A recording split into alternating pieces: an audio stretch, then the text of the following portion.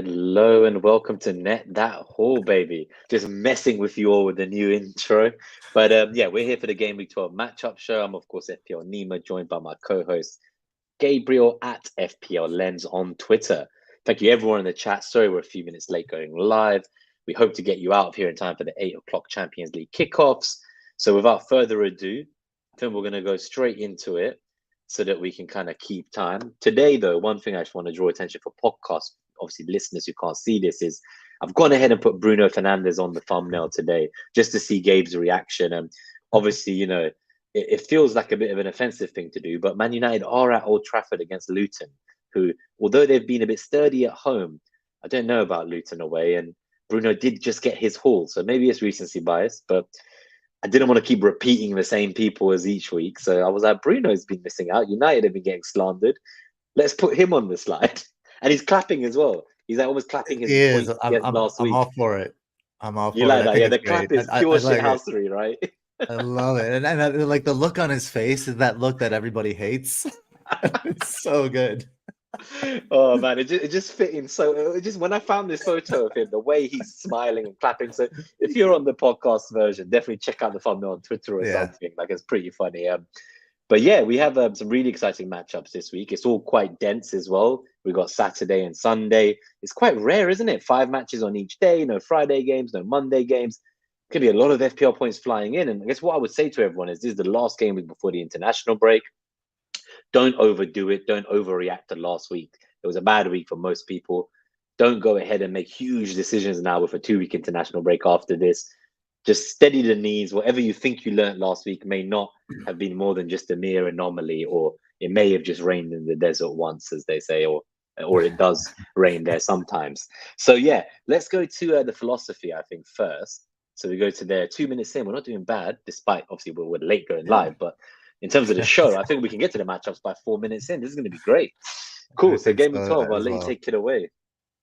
Yeah, FPL Philosophy Game Week 12 comes to us from Thich Nhat Hanh. He started the Plum Tree Village. It's a Buddhist community in France, and he passed away a few years ago. But he said, "We are very good at preparing to live, but not very good at living." And this quote reminded me of this game week because we've done all these preparations, right? We've seen the fixture swings, we've planned our transfers. Some people are looking up out until game week 19. They've been looking there. Price has been looking there since like game week 2. He knows what's going on in game week 19. Greenback golfer as well. Shout out to him, one of the super haulers. Obviously, he was on the show in the RMT, right? And I think these guys, super hauler, super planner. Yeah, these guys and Ducky and stuff, they were planning out to game week 25 already, like pre-season. Yeah, and it's important. It's a great skill and it's important. And but we have to recognize we are very good fun though. It's fun as well, right? From an FPL point of view. For sure, and it's great. But that's like preparing to live. We're good at all of that. But then when life hits, sometimes we're not so great at accepting the thing, the way life hits for us. So I mean that was game week 11, I think, in a nutshell. And I think the meta lesson for game week 11 is we just need to live with it, right? Live with it a little better than we have been. Like you were saying, not overreact. Yeah, don't just lose your stuff. Yeah, like you don't want to lose the plot here. So that's for sure. Like a game week score of 20 on one end it's like the opposite end, but the same thing as a game week score of 120. It's like negative variance and positive variance, and both will happen throughout the season. So let's live with it. Yeah, I think so obviously I know you listened to the review show from the Planet guys, and you saw obviously the meetup they did on Sunday, and I know you reached out to me, and obviously they kind of called it a group therapy session. It was supposed to be this great day where everyone had 2 or 3 Aston Villa assets. Then there was Liverpool playing. They thought we're gonna have this great day of football. We're gonna watch these 2 televised games, lots of FPL coverage. Everyone's gonna have lots of points, and then we're gonna do a live show, and everyone's gonna be so happy and in a buzzing mood. And what I realized is we did learn to live with it, Gabe, at the meetup, because we were just there as like a group counseling or therapy session, just realizing that, yeah, we had a shit game week, but we have to live with it and laugh and enjoy the game. It's a game. That's why we play. So ultimately, I realized I didn't really think about how bad my score was, because it's just like, well, now I'm surrounded by people who understand that feeling. There's better things to enjoy in life than letting FPL get in the way of your mood. And it's taken years to learn to practice that skill, because I do get annoyed with FPL outcomes a lot. And I don't look at like whether I am happy with my decision making. I just purely look at how pissed off I am at the outcome. And I think I try to learn to distance myself from that. Like, just enjoy the preparing, as you say. We're very good at it. But then remember how much preparing I did, and don't just shit the bed, right?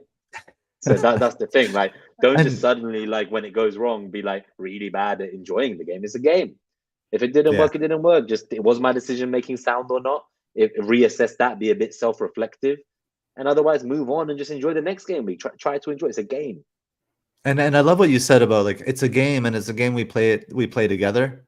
So actually having that experience together in that meetup was the perfect environment to be in after such an awful game I week, might be right? much more depressed at home. Yeah, that's true. Maybe just being with people by yourself, like, helped. Yeah, get out there. Yeah, let's share in the living, the good and the bad.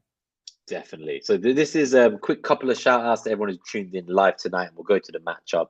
So Black Screen's here first. Let's go. We have Nick Khan, Ola, good to see you guys. We have K7, evening mate. Sokan, good to see you. Thank you for tuning in. We've got Claire FPL tuning in live as well. 1FDE, Dom, Black Dragon, good evening, haulers.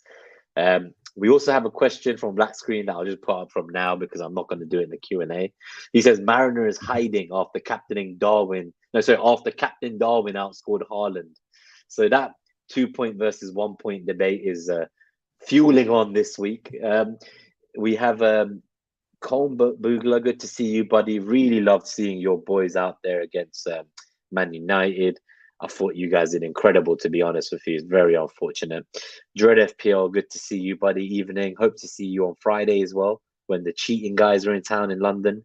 So it's a big month, Gabe. We got, there was the Planet FPL live show and me up on Sunday, always cheating on Friday. Football Content Awards in Anfield Stadium next Thursday. It's crazy. And then the London meets on the 25th of November after the international break. The 12:30 kickoff, Gabe, is Man City versus Liverpool.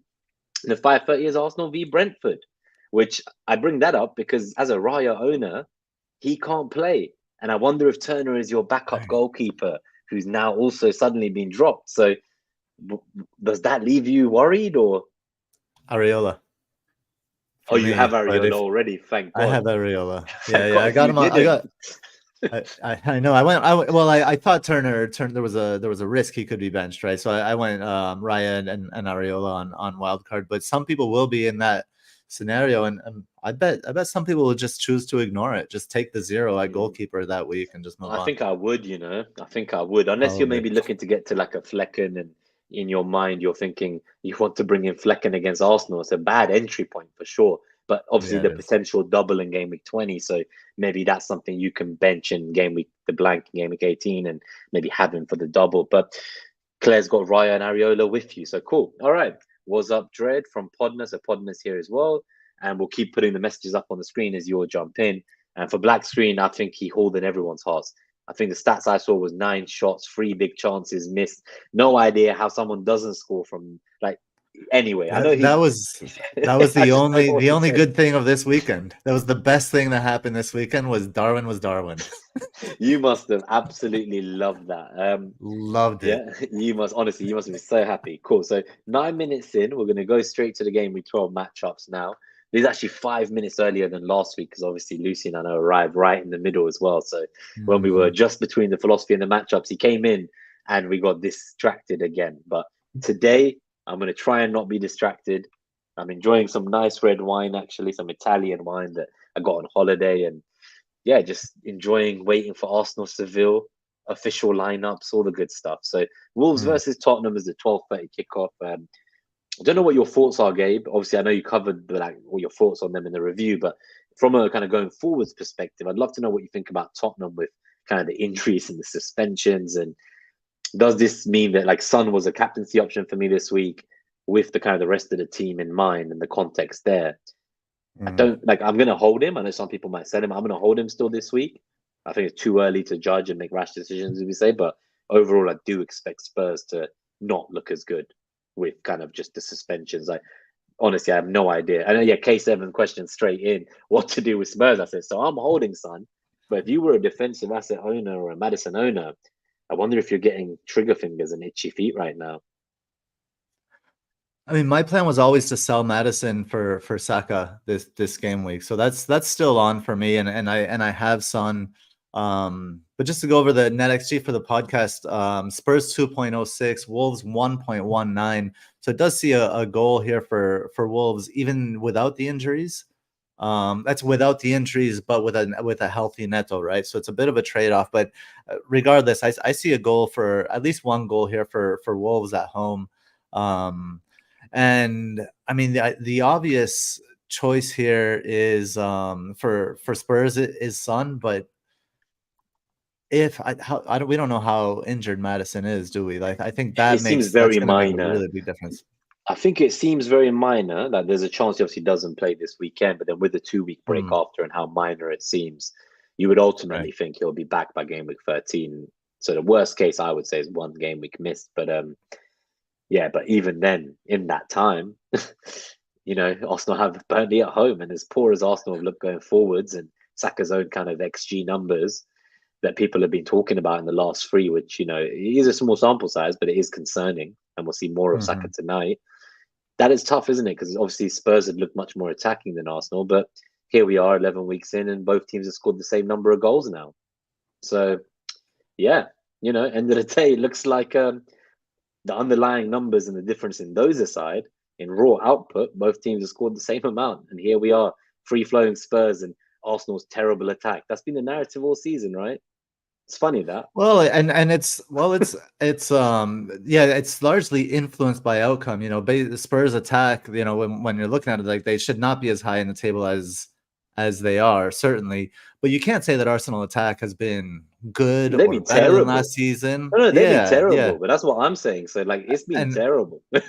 I think where Spurs edges it on Arsenal is just the number of shots that Spurs generate. While Arsenal is like knocking the ball around the box, we say the possession without penetration is masturbation. So if Arsenal are masturbating, Spurs are shooting blanks. Oh, I love it. That's a very good way of looking at it. Yeah.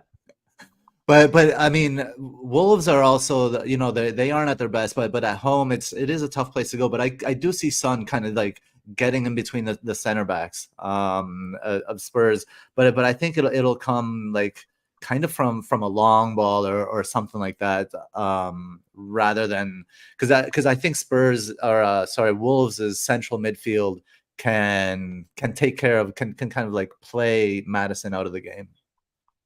Fair. And obviously, I think if we did get news with it being the early kickoff that he was injured as well, you know, I would think that would be an easy sell for me personally. And if I had news that he started, I don't know if I'd be as convinced of selling.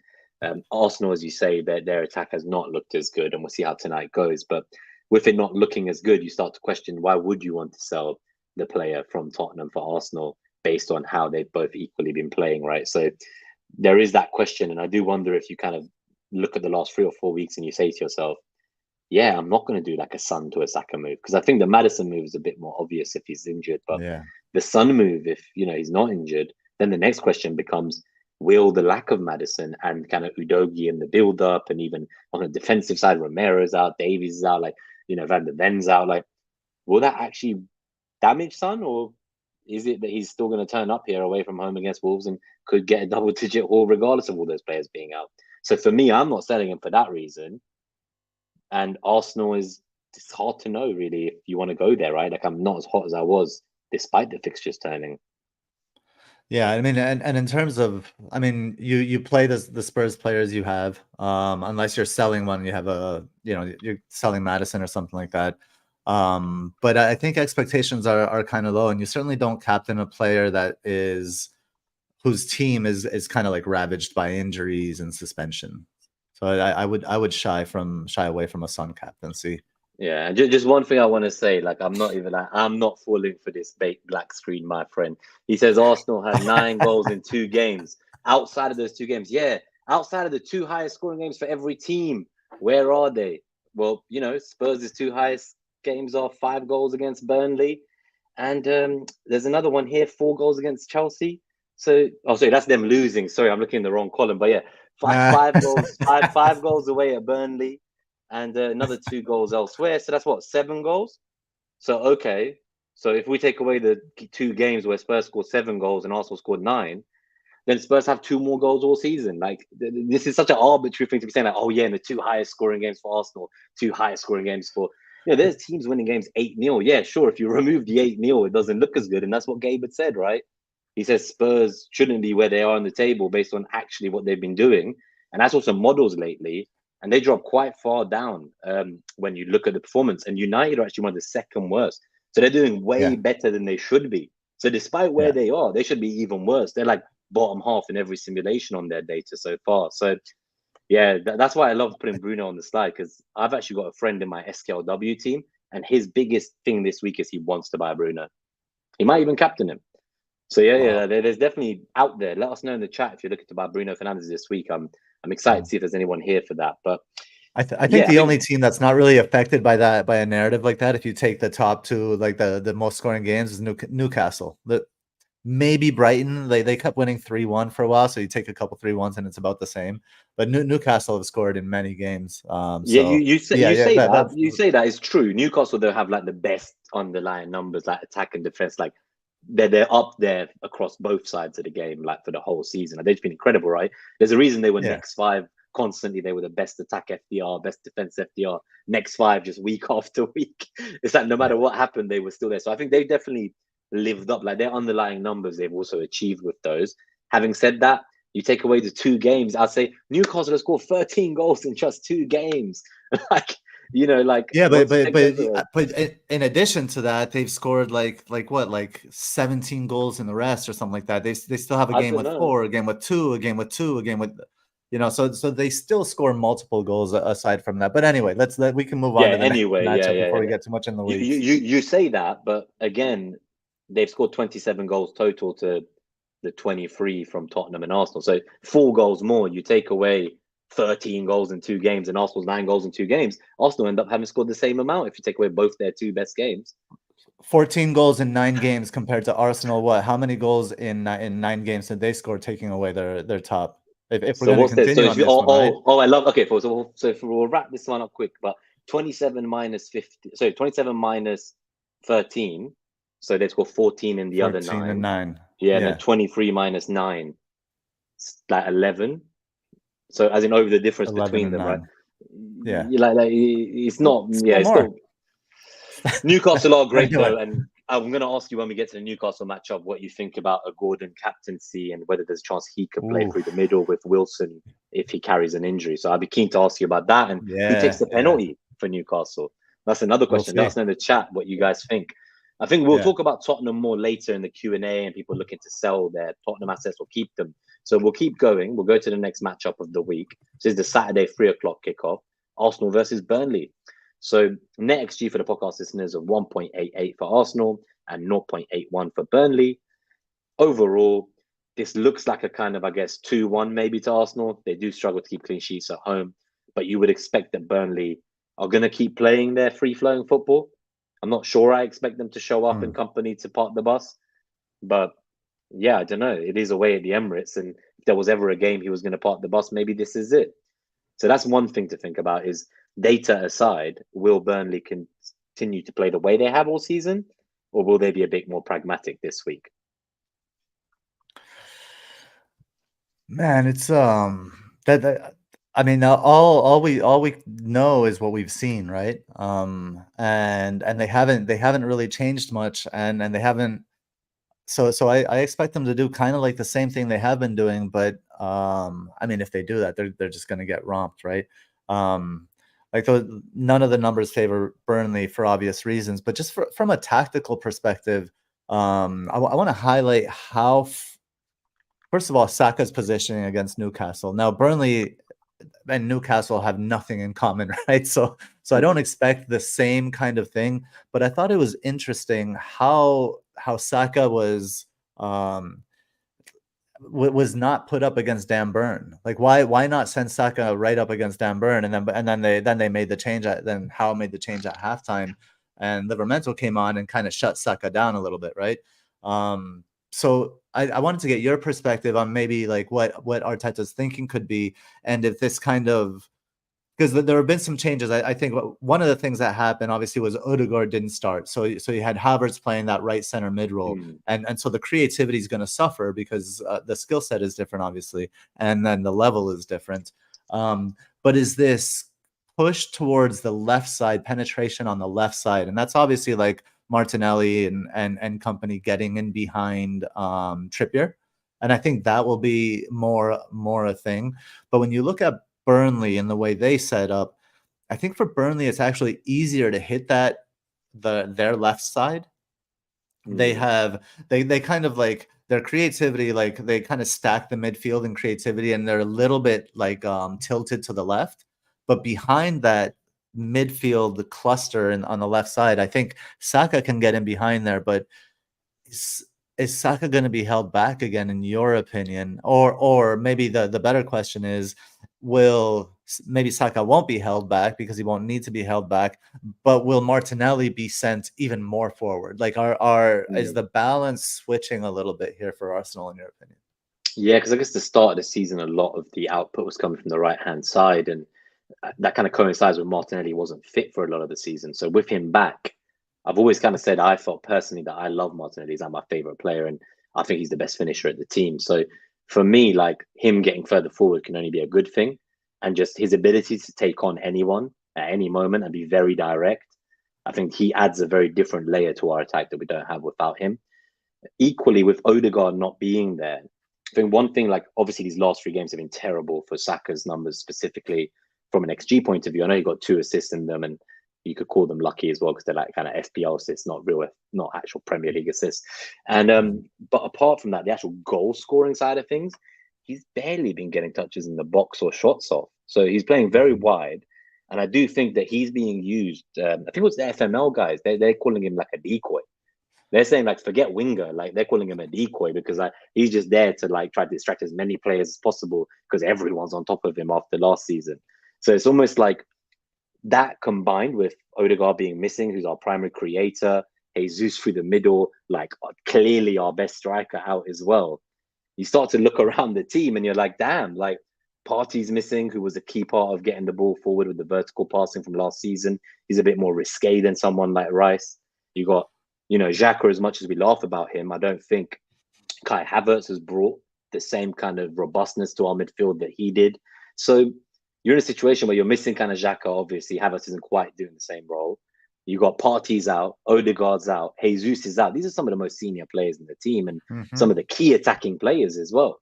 So I would love to see how tonight goes. But for me, ultimately, it's kind of like, yeah, Arsenal haven't been great and there's been some kind of mitigating circumstances. And ultimately, like in a game at home against Burnley, who, if we say they will stick to their philosophy, this feels like the game like Sheffield, 5-0 again. But the question is, will the goals be spread out? Who's going to get the points? And with the way Saka's playing, I'm not sure it's him. And that's actually fully put me off captaining him. So just being totally honest to the chat, he is someone who's not had my vice captain even so far on my bus team. And I love him and I think he can haul, but I just can't take the risk because I don't know which Saka's going to show up on that day. And just to finalize that thought, so I definitely think Odegaard out is affecting Arsenal for sure.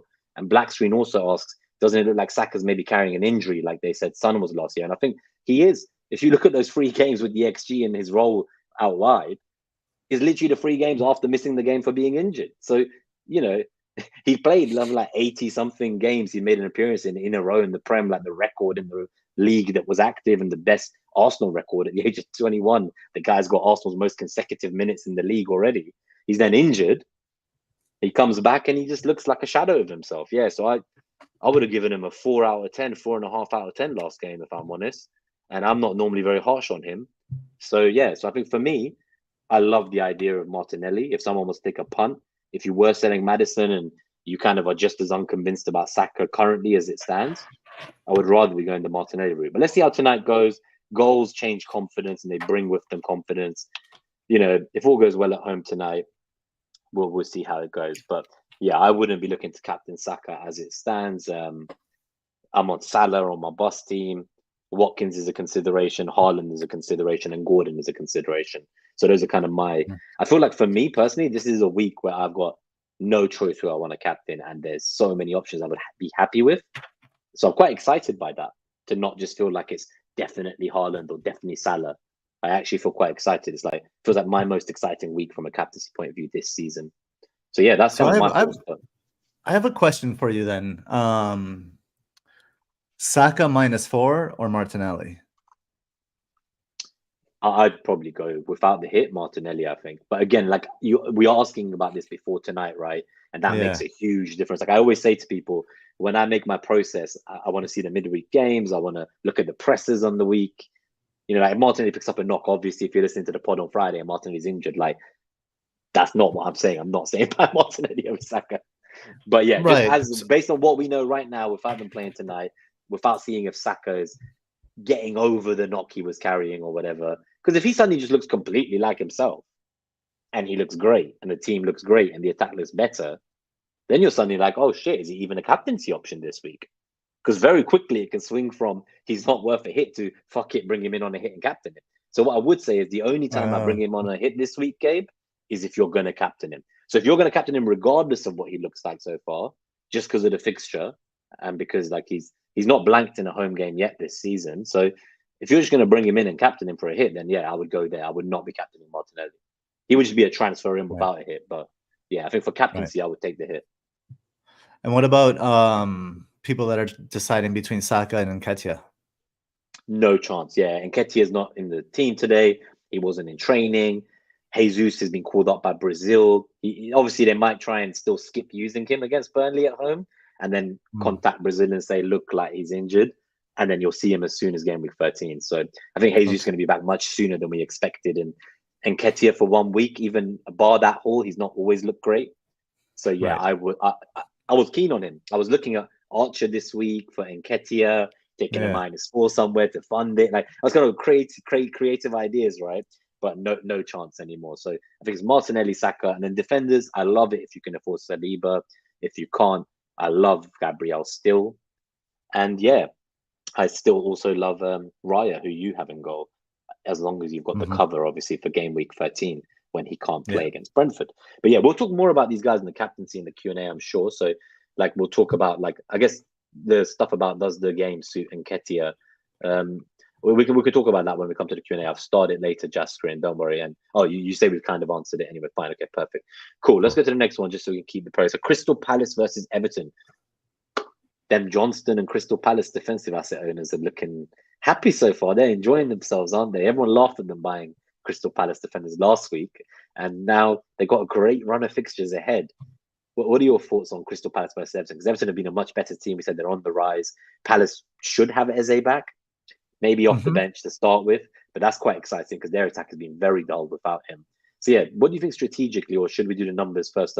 Just for podcast, NetxG of 1.36 for Crystal Palace and 1.06 for Everton. So yeah, let's talk about it more tactically and I guess the return of Eze and yeah, like what are your thoughts? This game seems like a nice casual one, like for a pure watch, as they say. Like just watch this, and I don't have any of their assets right now, but I'd be watching it and looking at those defenders intently and looking at Eze intently because he's a great price. His price dropped through the injury. Like the fixtures look great. He's my main watch list candidate right now from this game, I would say. I mean, he's back on he's on the menu, right? He's back on the menu at the very least. I'm still not. I can't get behind investing in Crystal Palace defense. I think you're still not there. The clean sheets I think have been a little bit lucky. I never really expect them to keep a clean sheet. I don't expect them to keep a clean sheet against Everton. Everton have shown some attacking prowess. Calvert-Lewin healthy. They're playing. They've kind of like finding their identity, and Johnston he's made some pretty bad mistakes this season. I think people have talked him up. I've hyped him a lot to be better than he really is. And then the last reason I don't like Palace defense so much is because you can get defenders from the top teams like Newcastle and Liverpool for a similar price. Like we have Tsimikas, right, who's like 4.6 now. You have Lascelles, who will be probably starting for the next couple months. He's 4.0. He plays for Newcastle, which is probably the best defense in the league. You can get.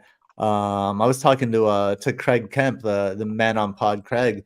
And he mentioned someone that I thought was interesting, not just yet, but maybe in a couple of game weeks, is Manuel Akanji. Right, Stones is out again. His back. Yeah, that's Something's up with true. his He back looks like he again. could be He'll out be till out for a next couple year, months. 2024. Yeah. Akanji's 4.9. Yeah, so You he's have also injured as well, 4.0 though. He's also now injured Akanji. himself. So he's now gone and got another flag for a new injury that he'd just come back Oh, from really? one. Because I know, because I have him in all my draft teams, and every week I'm sweating: is the guy suspended? Is he fit? Is he fucking playing? Like, I think he should be yeah, I fine. mean, Like, even if he's not ready this week, he is right. there, as you say, at 4.9 million for the viewers. Like, that is So exciting once he is ready. it is, and once their fixtures change, so you have all of these options on kind of like top 4, top 6 teams for defenders, and they're cheap. And you're gonna go and buy the Palace defender? I You're see gonna what you buy mean. Like, you're paying Gahey over 5.1 for Anderson instead of 4.9 for a Kanji. That does sound insane, doesn't it? right, or even 4.0 for Lascelles. Yeah, true. Top defender target is Jamal Is that Lascelles. either go all the way down or all the way to like a top 6 club? Like, well, not top 6, but big, traditional big 6s. But I mean, you going all the way down to the 4 million, you're still in a top 4 But club in Newcastle, Newcastle. yeah, exactly. This is crazy, right? That's Yeah. and we've now, sounds like Botman's kind of a bit more screwed as well. I would say that the fixtures ahead for City, I don't really like them too much. Obviously, it's Chelsea away, Liverpool home, Tottenham home. So at least some of those are at home. But going forwards after that, there's obviously Villa, there's Luton. Something that, Haaland and stuff will be rested Game week against. 16. Starting game week 16. Like, get them in. City defense. Yeah. Like, bench them for the blank, have them for the double, hopefully in 20. Yep. That's a nice double. Sheffield United home and Brentford home. If that double goes ahead, 2 home fixtures, everyone's going to be looking for who's the best City defender to partner with Haaland and one of Alvarez or Foden. Some will go for triple attack, but that's painful. I know people who got 1 attacking return from 6 City goals. So there's some mad shit. Like, how does that happen, right? That's just talk about unlucky, man. But as you say, because there isn't too many players you would recommend from these teams as it stands, Bramthwaite again at 4 million as well as a Lascelles alternative in the Everton side here. I think let's go to the next matchup. Yeah, let's go to the next matchup because this one was 5 minutes, which I think is fair for this matchup. But I'm sure we'll answer these questions as we go. Man United versus Luton. So Bruno Fernandes. It's time for the thumbnail hero to come clutch. So NetxG have 1.83 for the podcast listeners for Man United and 1.33 for Luton. So yeah, why don't you talk us through this game tactically? Like, obviously United at Old Trafford. You would think that, this is going to be a big game for them. Like, this is their chance to get the fans on side again. Make a statement, right? Like a fuck off victory. Like, every team needs a fuck off victory. Like they've won games, but the fans have been pissed by the performances, right? So they now need that game where, like, the attack looks great, it clicks, there's a lot of goals, they look dominant. Because they have won games, and seen the manager come out and talked about, like, yeah, we won, it's fine. But we know people are not enjoying that, right? Like, they know some of these games are undeserved wins. So ultimately, is this their game? Like, Luton are, one of the punching boys away from home of the league, I would say. So I'm surprised the NetxG is giving them like a 2-1 or a 1-1 here. Well, hold on, just bringing up some stats here. So a couple things I want to highlight here. They are the right zonal matchup for Manchester United is the best of any game in the league, of any zonal matchup in game week 12, and it's 6.0. So 6 chances expected from that right-hand side. The problem is Manchester United's right-hand side is absolutely dysfunctional. So from an attacking perspective, what I can see happening, and the thing is, if Dallow's going to play on the left again, right? And it's Wan-Bissaka kind of creating those chances, then nothing's going to come from it, right? Wan-Bissaka is going to be sending crosses into the fucking I see what you mean. So he makes the 6 chances, but like he's the one whipping them in. Equally, there's the question of whether Varane gets back into the team. Obviously, sounds like it's been tactical decisions because he doesn't want to play either Varane or Maguire at left centre back. So Evans somehow gets in tactically ahead of Varane. That sounds very odd, I know. I saw there was a couple of United in the nose on Twitter. One of them tweeted the last time, that Varane was benched on the weekend. He tweeted, That's Varane off the Saudi in January. So is there a rift between the manager? I'm not sure Ten Hag is the best manager. He might be a tactician and he's done great things with Ajax, but I don't know what he's like from a personable level. He reminds me a bit of Van Gaal at United, where they're quite direct and quite blunt. And sometimes that it's a bit like chalk and cheese, as we say. Like they just don't go together. Like it just feels off when you hear him. Like you don't feel like you can build a relationship. Like he's just very rude, and he's been rude about opponents' players and rude about a lot of things in his presses. So maybe that's just his personality. I don't I can't explain that. There's no tactical reason to not play Varane, and there's even a tactical reason. I don't know.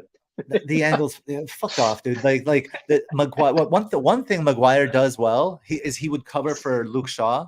Luke Shaw would bomb, and Maguire would know where to be and how to cover for him. Now you have Dalot playing. Maguire. He should just play Maguire at left centre back, and then just whack Varane at right centre back. Right, it's so obvious. Like, so yeah, so Evans in. But I think he also likes that Evans has a nice pass on him. Obviously, there was that goal where Evans assisted Bruno, where they one of those many fluky victories that United have got themselves this season. So I don't know. Does he think Evans like it's just so wild, man? Like so. Yeah, so he's playing Evans over Varane for Evans' attacking prowess. League 4-time winner. Like I can't even comprehend what's going on. People, so I got told he signed just to be there for training for pre-season. When he first signed for United, Evans, it wasn't even about like, he's going to be in the squad this year. It was, he's signing so he can stay fit in pre-season on the tour. It was a pity signing.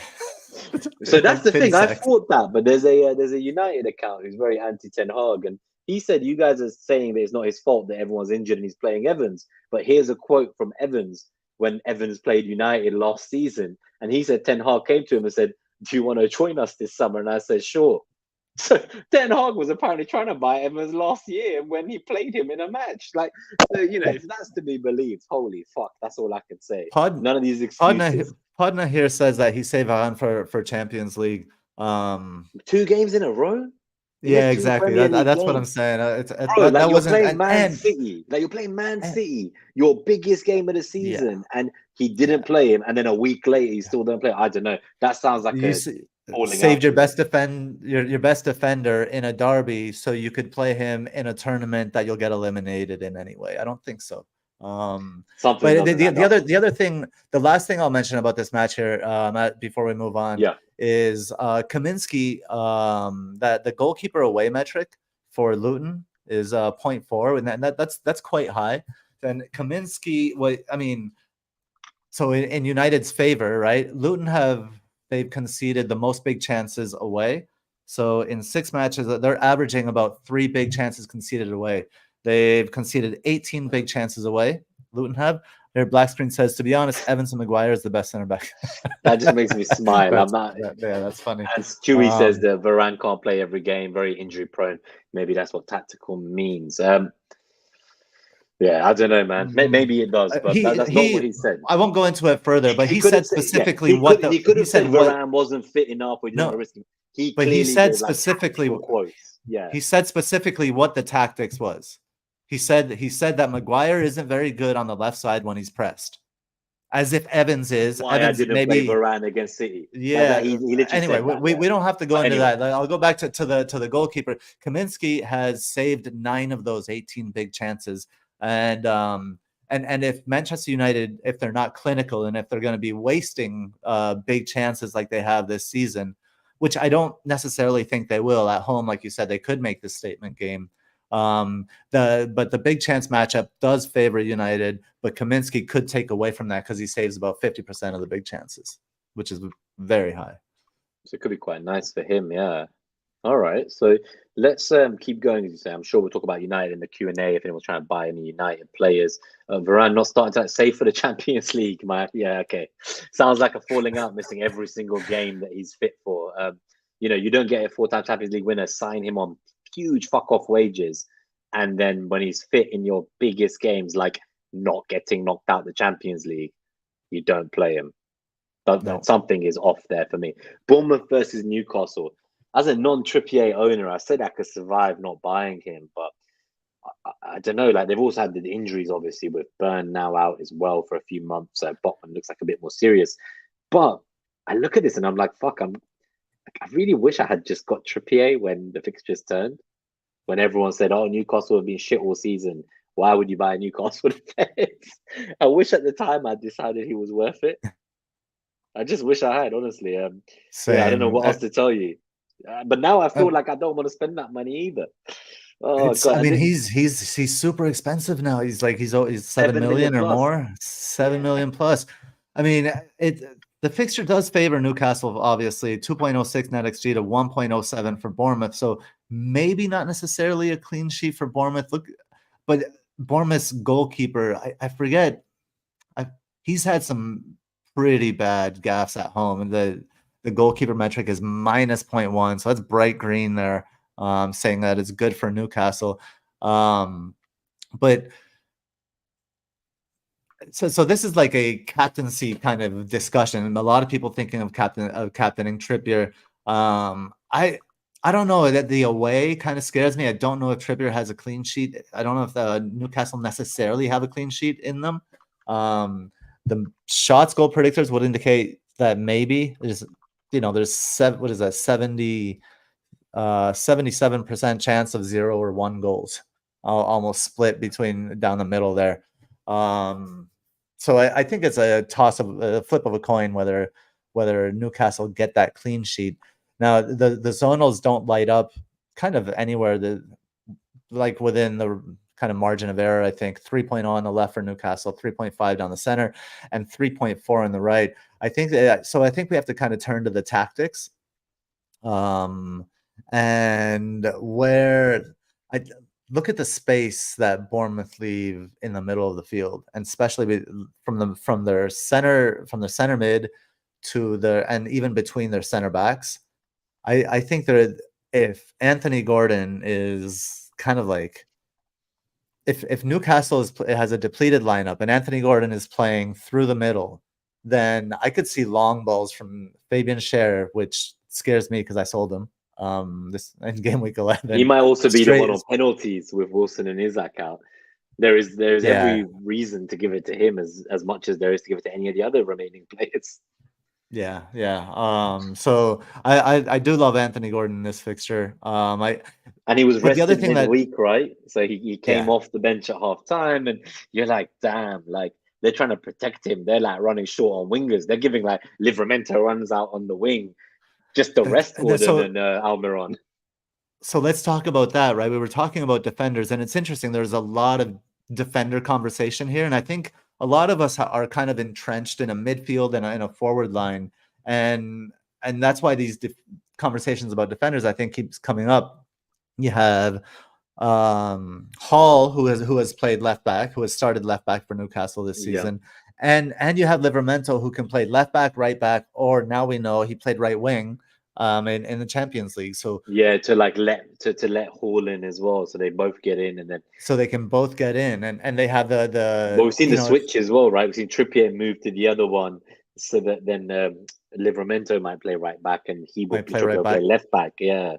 Yeah. So it's just damn, man. Like for So me, that I actually think puts there's me off value there, Livramento. though. But There's it puts like, me yeah, off that's, Livramento I because then I know. think he's now also a rotation option for the forwards, and then he could just be sub. Or is it that actually he's still safe because even if he starts as a winger, he then goes to the back line to replace Hall? What narrative do you want to believe, right? Yeah, I believe because Hall had a yellow card, I think it was. I think that he made Mm. that decision based on the card personally. So I know they were also losing at the time, but I feel personally it was because of the card. And Hall has Yeah. played. He has come in at least at left back ahead. Like Livramento hasn't come in as much as Hall. You know, does Byrne move to center back with Schär, play Hall left I don't know, back? Burns out. Burns long gone as well. Oh, right. But Burns, I mean, Yeah, but that's why all these opportunities have Lascelles and opened. Oh, Schär, Lascelles, yeah, Lascelles and yeah. Schär. So Yeah, that's why, those like, you're two. looking at these three. There's such upside with Livramento because the boy can attack and he can defend. He's a good player. If Obviously, he's playing that right he looked wing, amazing. Yeah, I loved him as a talent. if he's playing that right wing, he's the next Lundstrom. Better. But I think he'll just play there in the absence of obviously like Gordon, but Almiron and Almiron and Gordon together, they both got bench, right? So I look at that as like yeah. the only reason he got that far up the pitch was because two wingers on both sides got benched. Right. Obviously, Wilson and Isaac being out doesn't help, So you want to manage that and see where they are in their returns from injury. But I think overall, Lascelles is someone I would love to have. Just as a budget enabler, I think you could hold on to him for quite a while because the Botman injury doesn't sound as, I guess, straightforward as it first was when we were told about it. But anything on Bournemouth side? Any love for their assets? Solanke, someone we mentioned throughout the season. He's always one of the kind of in their top for next involvement graphs. He's always one of the top players as a talisman. But I just, again, it's what you were saying. Like the guy cost the same price almost as, Man City's striker Alvarez, despite the price rises. So I just don't see how I'd be buying a player from this team when there's players from kind of the traditional big six available. And Nkunku is someone I want to keep an eye on, just to put it out there. But we'll talk about that in the Chelsea section. Sounds like he could. Yeah, from Bournemouth's perspective, like kind of like everything they do going forward goes through Tavernier, and the right zonal is slightly better than the rest, but it's still not great at 2.9. So what you're looking for is kind of direct balls, like balls from Tavernier to Solanke in space, and you could see that happening with this Newcastle team if they're dominating the game and they're pushing forward. You could see, Bournemouth kind of getting through on a linking through Tavernier and getting a ball early to Solanke against a, not starting back line. You could see Bournemouth scoring at home. I could see that. Yeah, which is why I'm not crazy about the defensive captaincy. I think Anthony Gordon captaincy is much more interesting, but obviously, I think Claire was considering Trippier, and it's the only Newcastle player she has. So I think that's fair enough. It's a nice game. I think Bournemouth at home, though, I'm going to look elsewhere for captaincy. As much as Gordon, it seems exciting on paper, I think I'd still be going Salah over Gordon all day. And yeah, equally, even I think if I was thinking more about Saka or Gordon or Watkins is someone we'll come back to as well. I think I prefer the home fixtures, and there's three players right there, right, who have free home fixtures in Salah, Watkins, and Saka. So I'd rather captain the home player, but that's just me. Aston Villa versus Fulham on that note. So 2.52 NetxG for Aston Villa at home versus 0.77 for Fulham. So yeah, like for me as a Watkins and cash owner, Cash has been past fit. His flag has been removed. Very happy about that. This feels like a fantastic game. I know Villa looked dreadful away at times, but in these home games, it's where they've been scoring the bucket loads, as we say. And I'm not too averse to a Watkins captaincy this week. It's actually something I'm more and more considering. So I feel like for me right now, it's between Watkins and Salah. I'm like down to those two as my captain and vice captain. I mean, yeah, I think this is the highest NetxG of the game week, and it's a Villa at home, right? Villa are like at home, they're just monsters. They just overpower opposing teams. And Watkins as a talisman, I think is the obvious one, and why I'm just looking at my notes here, but I'm looking for my Villa notes. Yeah, but Watkins is definitely like one of the top captaincy shouts. The zonal matchup kind of supports it, 4.3 down the center compared to 3.7 on the right and 3.1 on the left. That's chances created. And then just from a from a tactical perspective, I like Watkins kind of staying away. The fact that he stays away from Palhinha. And when Fulham set up, they often they focus everything down their left hand side, which leaves space on their right hand side, which is the kind of like Watkins likes to drift into that left half space, which would be Fulham's right space where they leave space. So I think tactically it sets up nicely for Watkins as well. And I agree with Craig. He says Watkins and Diaby running in behind a high line. Absolutely, we can see in the average position maps how high and spread Fulham's back line is. I wonder, and Craig is a Villa fan, and I wondered how do we predict Diaby involvement? I mean, I think Watkins is clearly the plan A, right? But is there a way to predict Diaby's involvement? Because I have to say, since I've gotten him, I'm not really happy with him as an asset. He's like one of those players, but that I feel like I can't sell though. So I'm wondering if anyone in the chat or if Craig as a Villa fan can answer that. I don't know what you think. Do you have an idea on that? Have you seen any patterns with Diaby? Yeah, that's what I'm thinking. Because I feel like there's almost like each game where one of them is hauling, it's set up tactically for that one to be the one to benefit. So even though they've both kind of been playing up top, there's certain games that seem to be focused around getting Watkins unlocked tactically, and everything goes through him. And then there's other games where it's Diaby. And I do wonder if Craig, as a Villa fan, thinks that certain games, whether it's home or away, or certain opposition and the way the opposition line up, means that Watkins or Diaby is more likely to haul. And that's actually currently the reason I'm still on Salah over Watkins as a captain, is because I'm not quite sure if, although it's a home game, I don't know if this is the Watkins game or the Diaby game. And I don't know if maybe I'm wrong. Someone let me know, but I'm not sure I've seen like a game where they both haul crazy. I feel like it's either one or the other. Mm-hmm. And that kind of, that maybe that's just outcome bias. Obviously, Watkins could have hauled in the game where he blanked recently. He went crazy a couple of weeks ago. But yeah, maybe it's just outcome bias here. But it seems like there's maybe more. Maybe it is tactical and not just that was the outcomes. But yeah, let us know what you guys think. And that's what's putting me off Watkins captaincy, just purely that, like whether this is the DRP game. I don't know if And I'm onto something here or if I'm like just looking at the results and like making my own conclusions that are not related to what's going on the pitch. here we have Craig with a and this is just we're going to show Craig's response here, and this is just the kind of level you get at the Man On Pod. They do a great pod. I listen to it every week. They do several shows a week, including a free hit show, which is really cool. They do a free hit every week. Craig says Diaby's job is more to drag defenders up the pitch, almost like a false nine. Shouldn't need to do that here. Should allow him to focus more on running forwards rather than moving away from goal. That's why Craig likes Diaby, and that I hope that comes to fruition. But I think sometimes it's dependent on game state and what happens in the game. So, for example, in that one, like Watkins missed that big chance and then missed the rebound, and Diaby wasn't getting anything, and then at halftime things shifted. Yeah. So it could be like sometimes something isn't working, so it goes to the other. So then they change it, yeah. I think owning the two, you have to kind of live with that. Now, hearing what Craig had to say about Diaby in this one and how Diaby's not going to be needed to spread the defense because we can see by the average position maps, it's already spread. Is Watkins really that reliable as a captain? Yeah, so Stewie says like maybe this like Diaby might be running into Paulinho though. So it might be that Paulinho's sole job is to just man mark him and follow him. So even though he's not trying to spread the defenders, instead he has João Paulinho hunting him down all game. And then there's also a defender. So is he going to be like doubled up on all game? But saying that, I'm not sure Fulham away from home are gonna. I'm sorry, Combe, again to say this, but I just don't think there's going to be enough. And I'm someone who owned 4 Fulham assets in Draft League last week when they were playing Man United. When I heard the team news, I brought in 4 of your players. I back you guys. I think Paulinho is going to have his hands full with the Villa center mids. And there's already I don't so see many players there on top of him. And I don't see him following Diaby out of central midfield to play on that back line and leave a big hole in central midfield when you have players like John McGinn and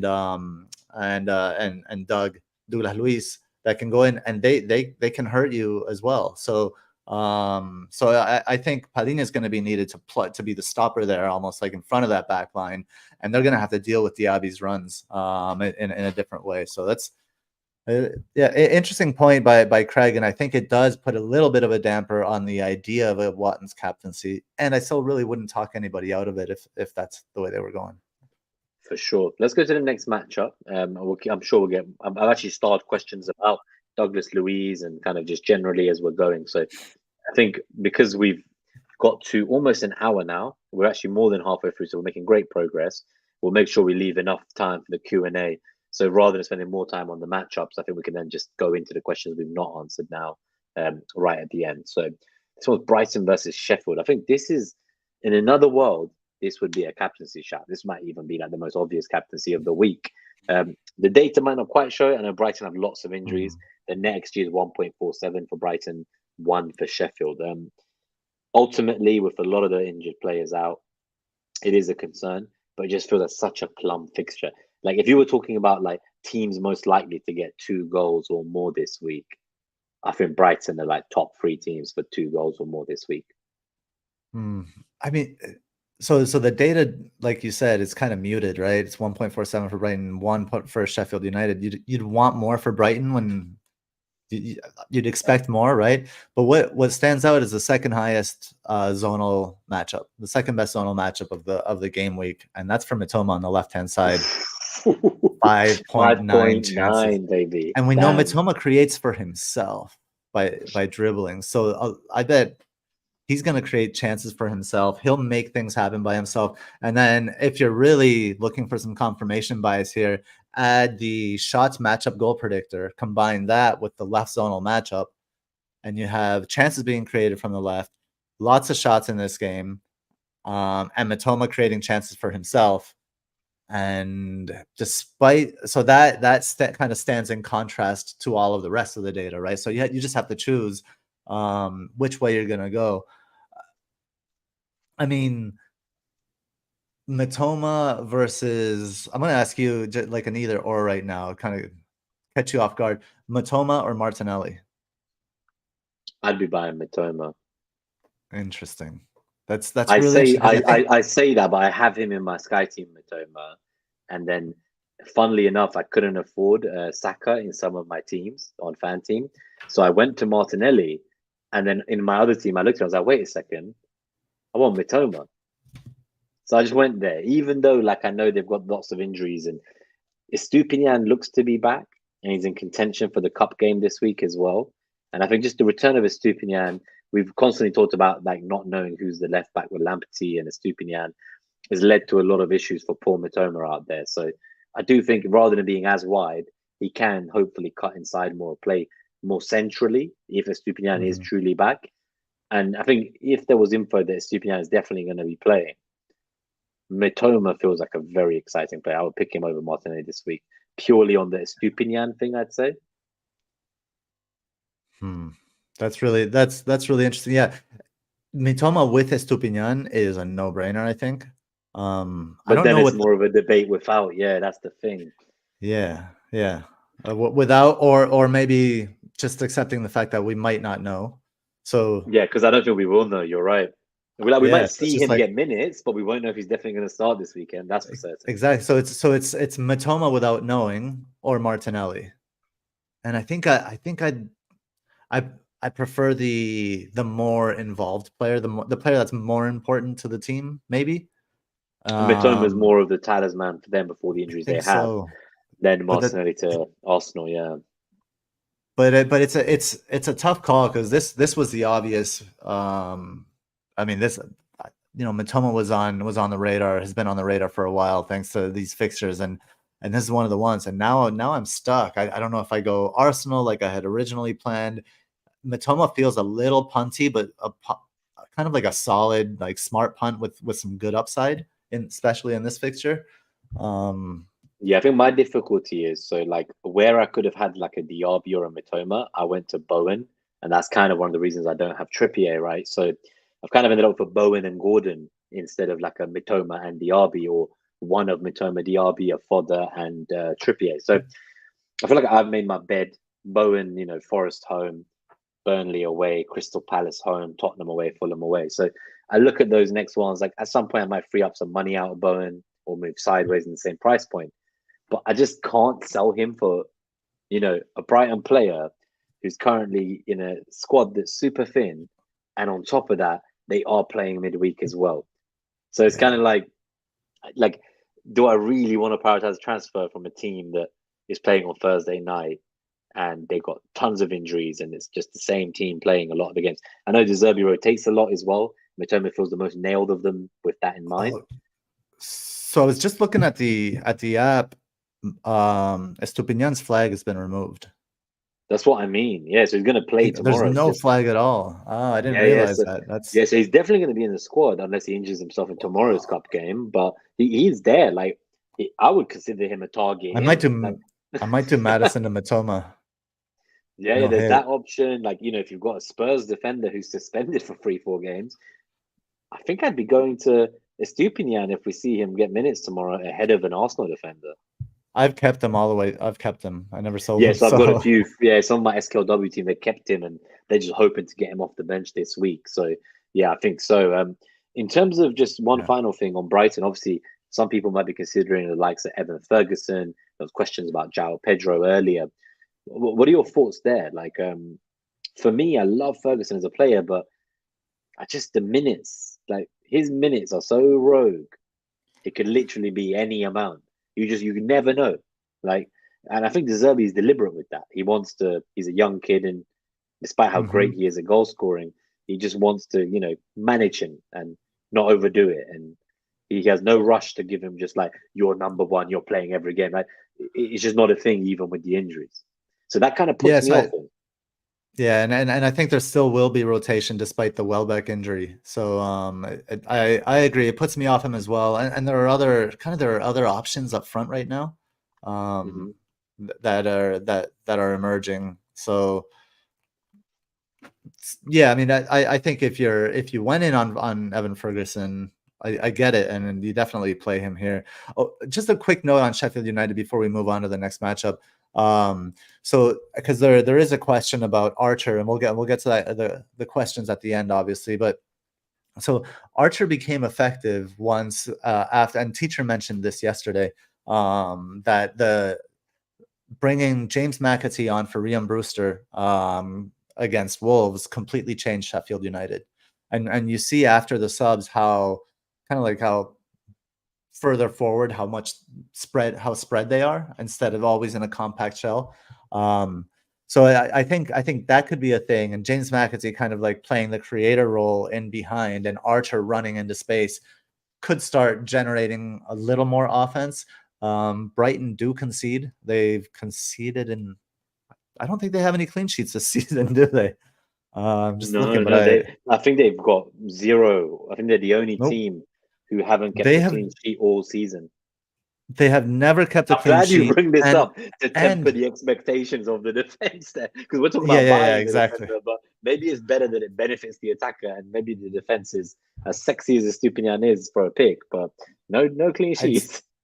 The clean sheets are not on the menu for Brighton, but Brighton also they haven't been shut out in any game either. They've scored in every single game. Yeah, they definitely score. They definitely score for fun. They have in 11 games, both teams have scored. So there will be goals. Don't expect Brighton clean sheets ever, but if you were to kind of have a little bit of hope, I guess this would be one of the fixtures in which you do. But even then, the NetxG is still giving Sheffield the goal, right? So yeah, exactly. That's kind of concerning, if you ask me. But yeah, let's go to the next matchup. We'll keep going. I'm sure we'll answer some comments. Just something Craig said, which we'll read up as well, which is quite nice for the podcast listeners who might miss it otherwise. He reckons that the issue with Mitoma is if he's going to be maybe used too wide, and they maybe rely on him as a 1v1 rather than using him narrow.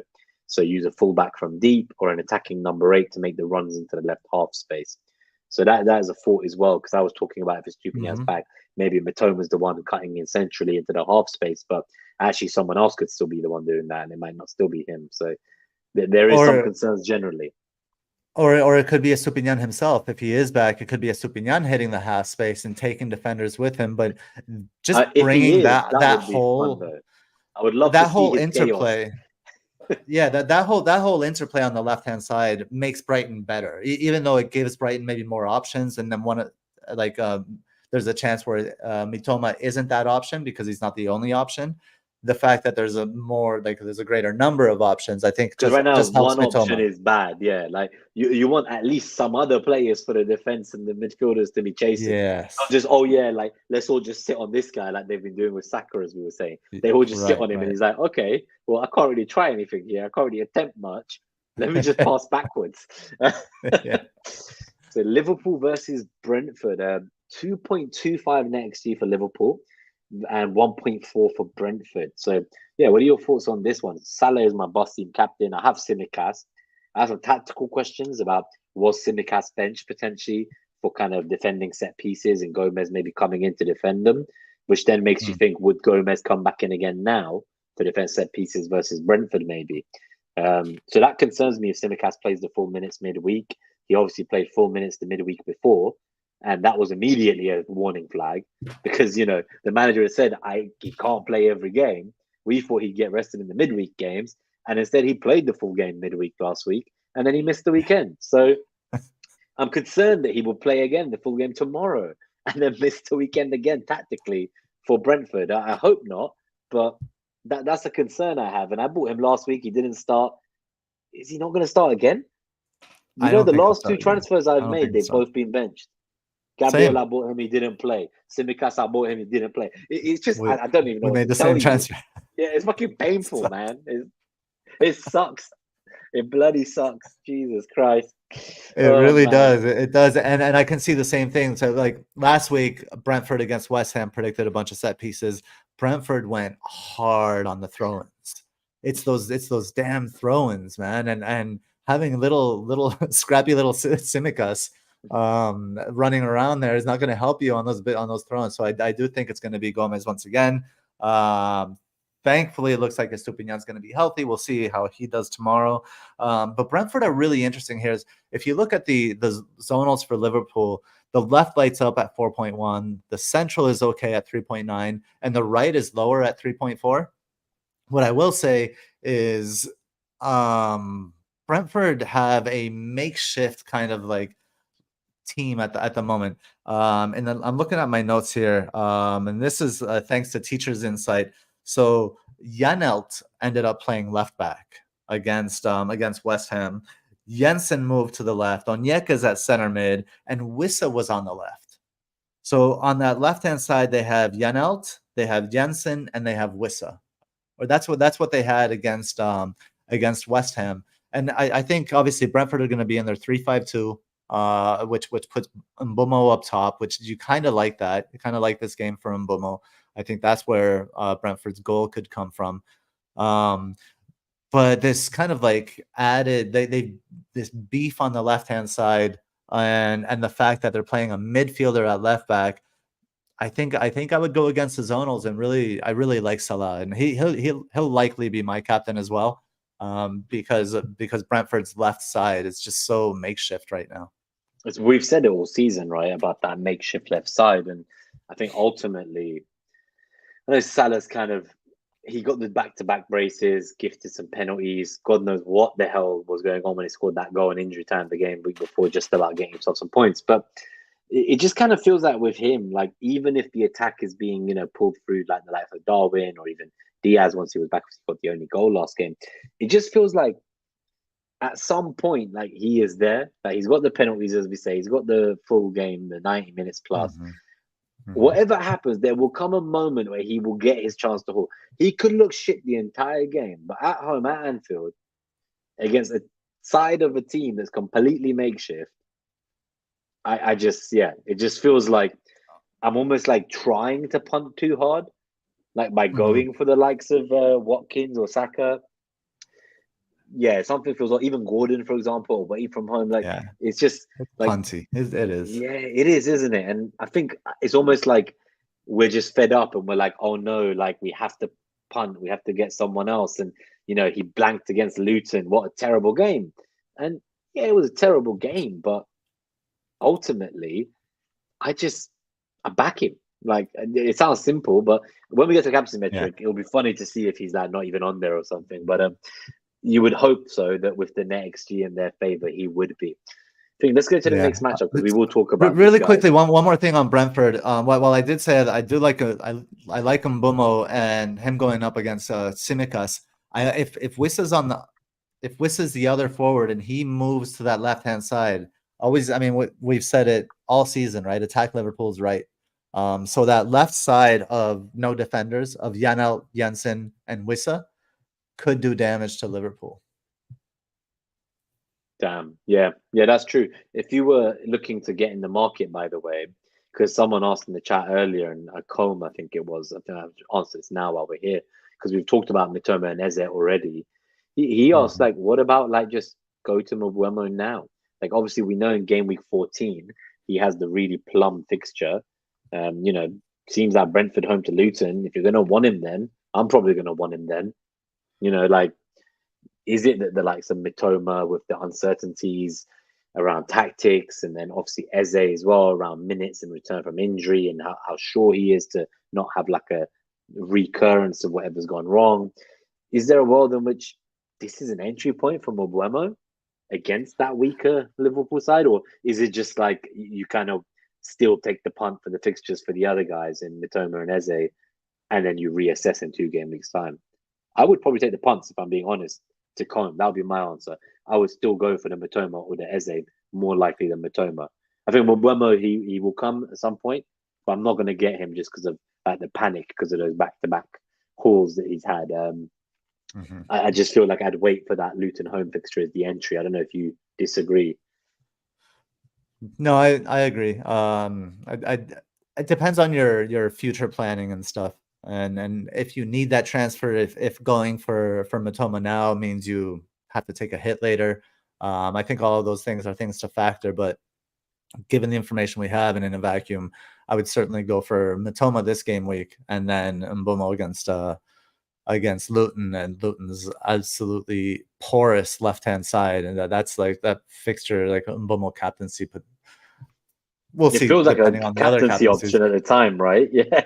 The other thing I'll mention is one thing that could dampen everything for Brentford assets is look at Alisson's goalkeeper metric at home, 0.7. And let me bring up I'll tell you where that's coming from in just a second here. Where is it? Alisson, Liverpool. He saved. I mean, there haven't been many big. They've only conceded 3 big chances at home this all season, which is incredible. And he's saved all 3 of them. He's basically like kept some of those clean sheets they have, like single-handed. Yeah. Honestly, like he is being fantastic. Look, so he's faced a post shot XG of 3 in 5 games, and he's prevented 1. So he's prevented a third of the post shot XG that he's faced this season, which is massive, and that's why you see the goalkeeper metric so high there, and that could keep. Claire was asking. I'm going to take this one right now since we're kind of on that. Yeah, she says she has Salah, Szoboszlai, and Wissa. I'm probably benching Wissa again. I can see that. It's obviously I think I'd bench Szoboszlai. And play Wissa from a tactical point of view. Yeah, from a tactical point of view, exactly. I think Szoboszlai is going to get caught in that kind of heavy Brentford midfield 5 in the 3-5-2. And Szoboszlai is going to be like needed to kind of run the engine a little bit deeper than normal. So I'd probably bench Szoboszlai and attack Liverpool's right-hand side with Wissa. Fair. That seems like an interesting one. I know Claire's got a very strong team, benching headache every week. Thank God my bench is the likes of Lamptey, Taylor, and Archer, who I will always bench. West Ham versus Nottingham Forest. I'm licking my lips as a Bowen owner for this one. I kind of feel like I'm owed some points. I'm looking for a big double-digit haul here. Am I naive, or because right now the NetxG just says 1.63 for West Ham for the podcast listeners and 1.18 for Forest? It doesn't seem like the best fixture, but I'm like West Ham just feel like a strange team recently. Like honestly speaking, I just don't know what to expect from them. Like they look so good sometimes against tough teams. Now, when they play the teams you think they're going to beat, they look really fucked. I don't know if it's just me who thinks that, but they look really bad at times. They look horrendous. They're going to concede in every game. I have Areola. The fixtures are good, but I don't expect no fucking clean sheets going forwards. That is that bad. Yeah. And Bowen I have because I just think Bowen's great, but West Ham does not look great to me. And I know Kudus is an option who's been kind of arriving. He's finally got back-to-back starts. He could be quite a fun punt.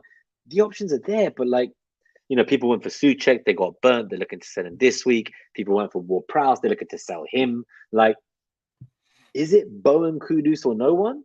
Because right now, the rest of the team doesn't look great despite the fixtures to me. I don't know if that's just a me thing. I think the FML FPL guys summed up West Ham perfectly when they described West Ham as they're a team that every time they watch, every time they get the ball, every time West Ham has possession, it feels like they're losing 1-0 in the 90th minute. Or just when they've got the ball. When they get the ball. They get the ball and like, holy shit. But that's the game state. They're always out panicking, right? They're just rushing they panic forward. They panic forward. So that was West Ham perfect. fans out there. Hey, that's not necessarily a bad thing, right? Yeah, That one that that can be very exciting.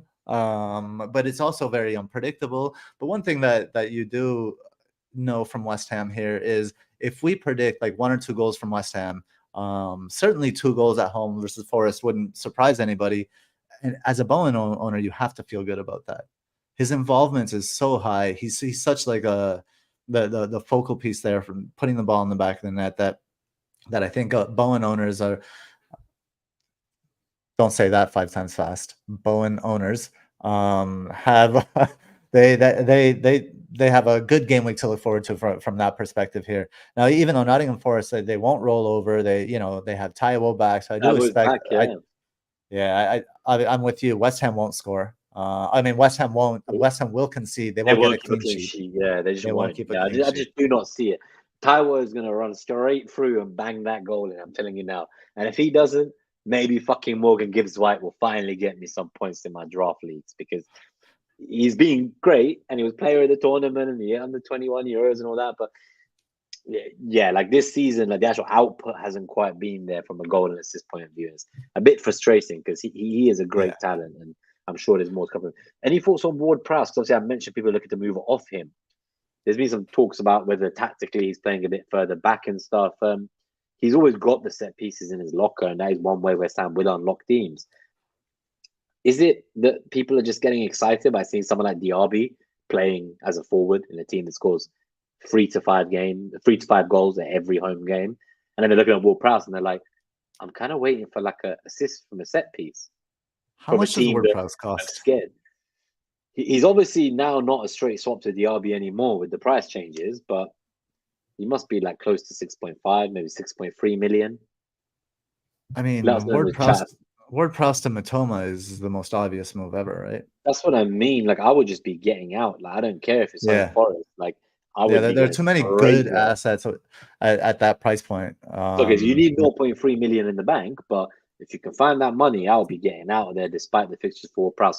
Famous last word. Ward-Prowse to Gordon. Ward-Prowse to Gordon. That is also an option. Yeah, that is also an option. Ward-Prowse to Gordon playing the 9 is a no-brainer. Yeah, that's why I don't have Matoma, right? Because I've ended up with Gordon to fund Bowen. So I could have had Ward-Prowse and Diaby or Matoma, but instead I have Bowen and Gordon. So I'm just gonna have to ride that out. Like, I have no way to get Matoma in. I have no way to get these guys in. I just hope Bowen is doing enough to warrant the price over Ward-Prowse. But yeah, I would be looking to move on despite the fixtures. Maybe not Forest at home, but there's Burnley away, Crystal Palace home, Tottenham away. It's tough to find an exact exit point, but because Burnley away as well, that could be a nice one. But again, that's a nice one for Bowen or Kudus. I'm not seeing enough of Ward-Prowse. Like every season, at some point, someone wanted Ward-Prowse because he was the consistent steady Eddie, right? I said it like right at the beginning of the season, and I got told like, no, he's not a steady Eddie. I find Ward-Prowse actually does better in the games that are tougher on paper. Maybe I'm imagining this, but I just feel that in the games where they're playing opponents you don't think West Ham are going to win against, that's where someone like Ward-Prowse will get returns. And then in the games that are really easy, where you think it's going to be like, we're going to slap these teams up, I think that's where Bowen and Kudus are going to make their money. So for me, I would, Kudus over Ward-Prowse all day, I think. Yeah, 100%. Let's go to Chelsea v Man City, the last game of the game week, and then we'll get to the captaincy metric and the Q&A after that, guys. So this is a big one, right? It's the last game before the international break. It's 1.54 NetxG for Man City, 0.89 for Chelsea. Holland is back. He played yesterday, got subbed early after they were ahead. Alvarez also got rested. The City team, bar the kind of defense injuries, they look like they should have everything it takes to beat Chelsea. For my sake, I hope they don't. I really hope they fucking lose. And I don't think we have a single City fan who listens to us. So I don't think I'm offending anyone here. But yeah, I would love to see them lose. Honestly, 100%. I'm a Chelsea fan this weekend. I'm not going to deny it. But is there any hope for someone like me, a Chelsea fan, hoping at home that they're going to use last week's energy to fucking go for it? Are they finally turning around? There's a lot of talent in that team. There's a lot of money spent. Poch is a tactical manager, but their numbers underlying have been very good this season, but they just weren't getting the results. Could the complete implosion of Tottenham last week Could that lead to a revival in Chelsea? Could this be the spurt they needed? I mean, I think Chelsea are going to play anti-football. I think they're going to take the game out of the game.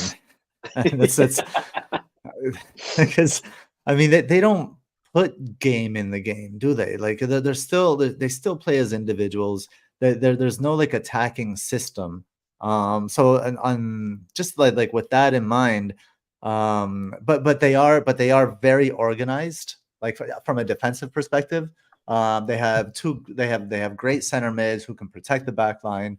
Their defenders for the most part this season have been playing well. They're only conceding about a little over 1 non-penalty XG at home per game.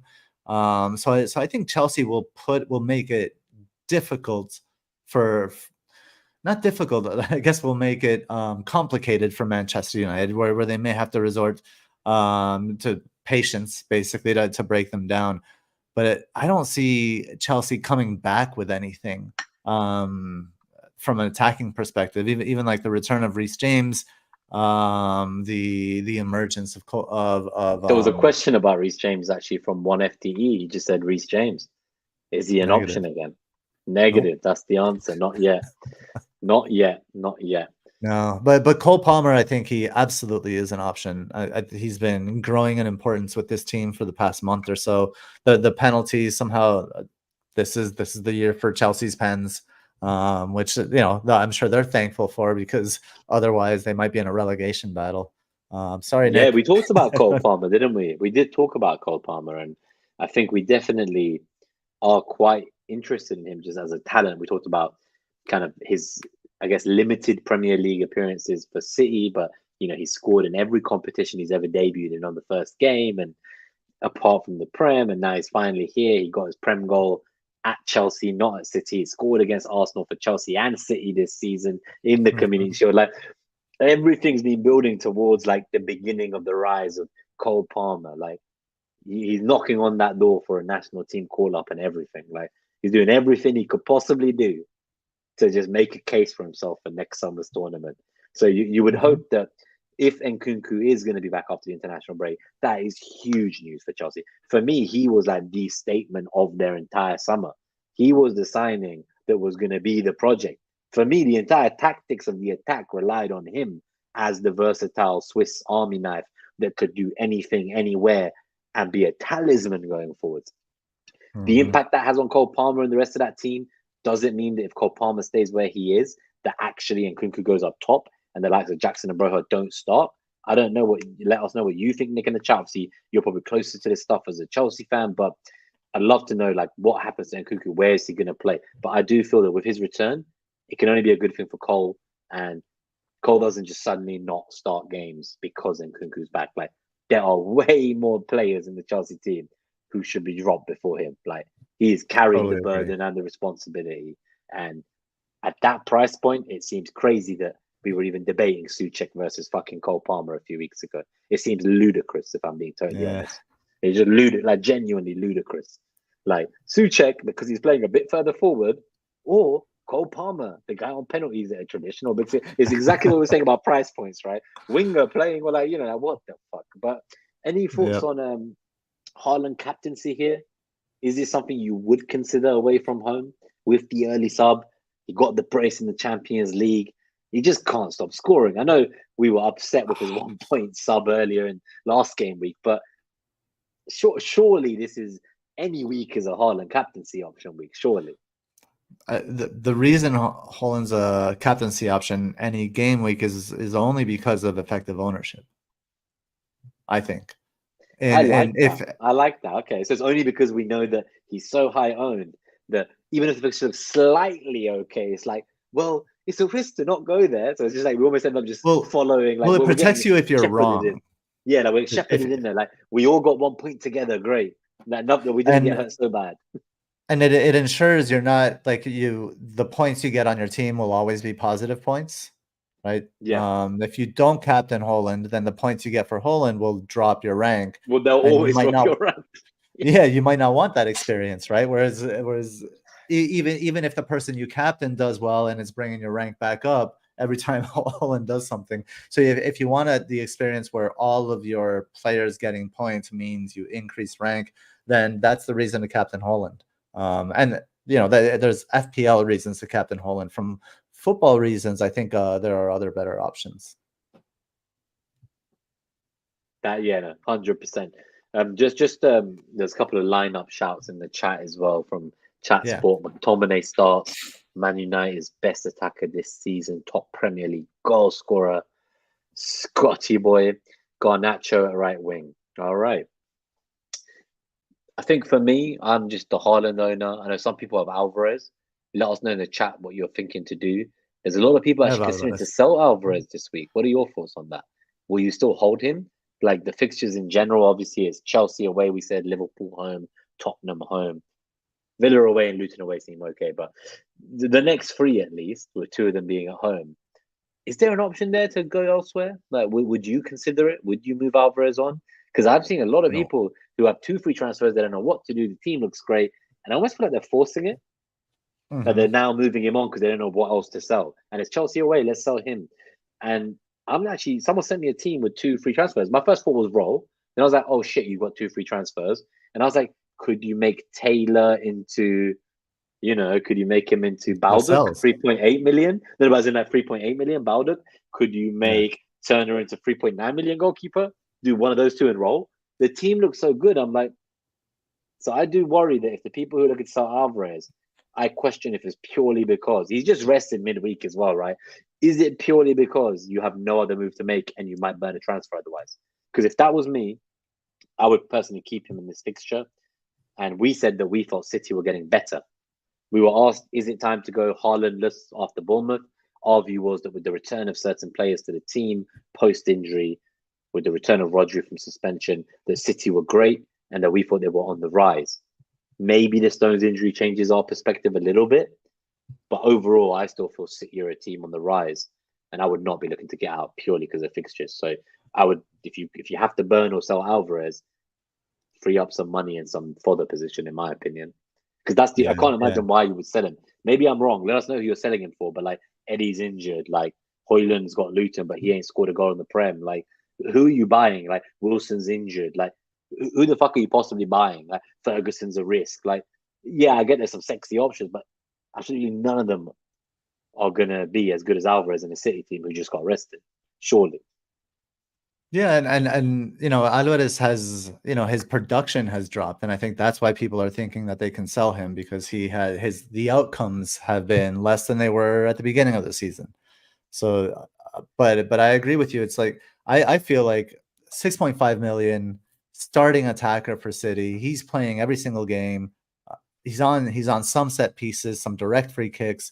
I see zero reason to move a player like that with that kind of value.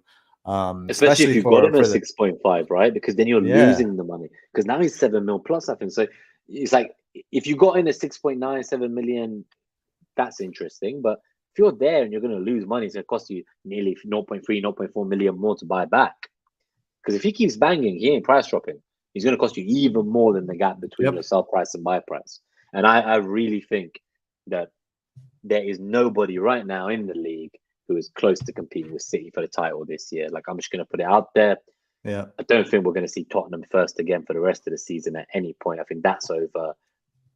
Only could someone lose 4-1 and get 2 red cards for losing their head, and the British media will come out and say, who were the real winners in the 4-1 loss? Was it Tottenham? That was the Athletics article headline.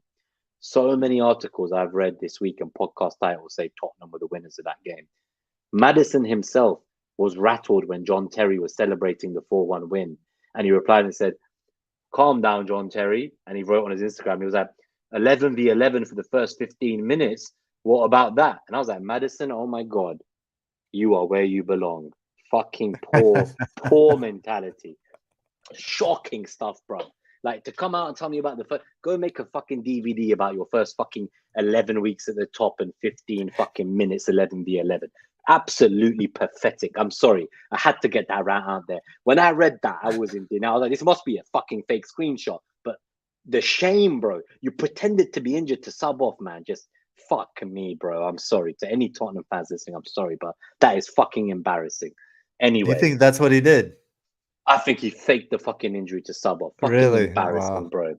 After he realized that they weren't looking good post 15 minutes, he wanted to make sure he could reply to all his friends in the media about, but I was great for 15 minutes, bro, before the red cards. Anyway, I let's mean, go to I the think next Madison's slide. great, but he is a bit of a fuckboy. No, but I loved him until I saw that. Till I saw my guy saying, what about 11v11 15 minutes in, John Terry? And I'm like, John Terry don't give a shit. He's out there No. celebrating the 4-1 victory. And he probably is embarrassed that you've even made this statement. I would be embarrassed if you were my fucking player and you were out there putting this shit on social media. That I'm sorry, that is fucking embarrassing. But yeah, I think basically what the point of that was that City, they're just the favorites, man, of every fucking league every year. Yep. It's boring now. 115 charges, financial dope their way to the top, and no one's gonna beat them. And I'm just gonna accept that sad fucking truth. And let's not even talk about PGMOL and the refs that fly to Saudi and the UAE and get paid between fucking Premier League fixtures so that they can ref games and be paid by the same people who own clubs in this league. Fucking semantics of it. All of them should get in the bin. And you know, by the way, all the media has been piling on Arteta, and I'll just get this in. They've been piling in on him, saying that he's wrong, right? Some leaks have just come out, and it's from the League Managers Association. They've revealed that Premier League bosses are demanding changes to VAR after Mikel Arteta and Arsenal spoke about the current poor and inconsistent standards. They're calling for two things. There's every fucking manager in the league. That VAR specialist should be considered a member of the close team of officials that become one unit for every game that they are officiating together. None of this, oh, some dude in a room somewhere messaging his fucking missus and not responding to the VAR operator that, like, guys, he's ruled it off. Oh, no, it's on. Oh, no, I can't do anything. Oh, we can't stop the game. No. The guy's got to be part of that unit. And number two, they want them to review and simplify the interpretation of the term clear and obvious in VAR decision making, because they believe this is the cause of most of the confusion at present. So, like, a referee will give a yellow instead of a red because he thinks VAR will look and tell him if it was a red. Then the VAR look at it and they say, well, the ref looked at it, and because it's not clear and obvious, let's just give the pen, like the Wolves fucking penalty they conceded against Newcastle. They're like, well, there's contact.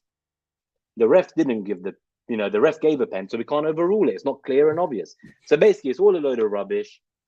And these referees, it's time there was some fucking standards and, accountability and some repercussions. The last thing I would say is the guy who did not give the fucking goal for Liverpool versus Spurs got demoted, Anthony Taylor, to the championship, made another massive howler of a fucking mistake in the penalty he gave, and now he's the one running this huge game, Chelsea versus Man City this weekend. It's just like that is just a few doors down from where he lives as well, probably. I think he'll give him the Liverpool game maybe versus City in 2 weeks as well. So just demote the guy. He makes another mistake. Now he's back to take the best fixture of the weekend. But yeah, let's go to the captaincy metric. Gameweek 12 summary is here. If you're on podcast 1 hour 33, you can come and look at the top fixtures of the week. Aston Villa 2.52 is the best NetxG of the week. Liverpool Brentford 2.25, Newcastle Bournemouth 2.06, Spurs Wolves 2.06, and Arsenal's just on 1.88. So those are the top fixtures on the NetxG this week. Come back to 1 hour 33. We're just going to rattle through these, right? So that we can get to the captaincy metric, guys. So that was 1 hour 33. I'm just making a timestamp. This one is the Gameweek 12 matchup summary for the FDR, the defense and attacking FDR, the zonals, and the matchups themselves for headed matchups, shots in the box. So please come back to the 1 hour 34 timestamp this time if you want to see the summary for this week. We can shout out just a couple of the ones that you go. Yeah, just a couple that stand out. We did mention the zonals. Brighton's left 5.9. Manchester United's right, irrelevant because that's Anthony playing on that side, but it is at 6.0. Manchester City left, and I guess United left. But there is one. Liverpool's left-hand side compared to the right is quite a big difference as well. And then just quickly a couple of the headed matchups, as we didn't really go over that. The standout is Brighton against almost any team against Sheffield United will have a good headed matchup. We got Manchester United against Luton at 3.5, Arsenal at 3.0. So hopefully those us poor souls that own Gabriel and he's been benched here and there will get a little headed goal this weekend, Nima. There's the wine. Thanks for that suggestion, Dom. It's exactly what was needed. He's going full on Steve. I think, you know what? I met Steve-O for the first time in my life this weekend, and I think I just feel inspired. Like, I was like, you know what? I'm livid. Like, these officials for years, they've been the bane of my life, and they are so fucking shit. They're so fucking shit. Anyway, the next 5 matchup summary. So 1 hour 35 if you're on podcast. This is a good one to look at if you're maybe on Wildcard or looking to make some long-term investments. So in terms of who's best here, so interestingly, we have Liverpool 15.5 for attack as the best one over the next 5. We have Brentford at 14.7, giving more weight to the should I just get Mbeumo now and be done with it question. We then have 12 for Newcastle, 10.1 for Spurs, 9.1 for Villa, and Arsenal's only 5.3 for attack over the next 5 on FDR. It's Mariners FDR. He's I'm biased telling you, against it's Arsenal. The same with the captaincy metric as well. Every right. data point that's put in is based on what will damage Arsenal, so he can do his cackle and evil laugh. So I know him too well. Metrics can be biased too, right? Let's go to next 5 for involvement. So this is 1 hour 36 for the podcast listeners. So this is Watkins' top, actually, from an involvement's point of view. He is top for the next 5 games. It's Watkins. Mbeumo is 2nd. Salah is 3rd. Son is 4th. Bowen is 5th. Solanke appears, as we mentioned. Yeah, so this might lead the way into kind of the captaincy discussion. But what are your thoughts on this? Because obviously some people were looking to sell Watkins. I saw people were talking about moving Watkins onto like Eddie this week. Yeah, so we're looking at the next 5, and we can look at the far right column, the player expected involvement for the next 5. Watkins at 3.65, Mbeumo at 3.61, Salah at 3.47, Son at 3.42. I think that's that's a tier, right? That's a top tier. And you know, a lot of those, like, that's the next 5, but they'll pan out differently for different players. So in Mbeumo, it's like starting game, what is it, game week 14, where it gets really good. Yeah, is this Net That Haul or FTV? So I think this is interesting from like players that we're looking to bring in, but definitely don't necessarily bring these players in right away. Check the fixtures and see like when it gets good for them. Yeah, everyone's saying it's all this is like a FTV. Nima in the house. That's what's up. Breathe. No, this is incredible stuff. So yeah, I think everyone's eager to see the captaincy metric name. I don't think we should torture people any longer. Let's keep going. So before we show the captaincy numbers, if you've enjoyed this show so far, please do hit that like button, hit subscribe if you're new to the channel. I'm going to play the captaincy jingle, and then we're going to see who is number 1.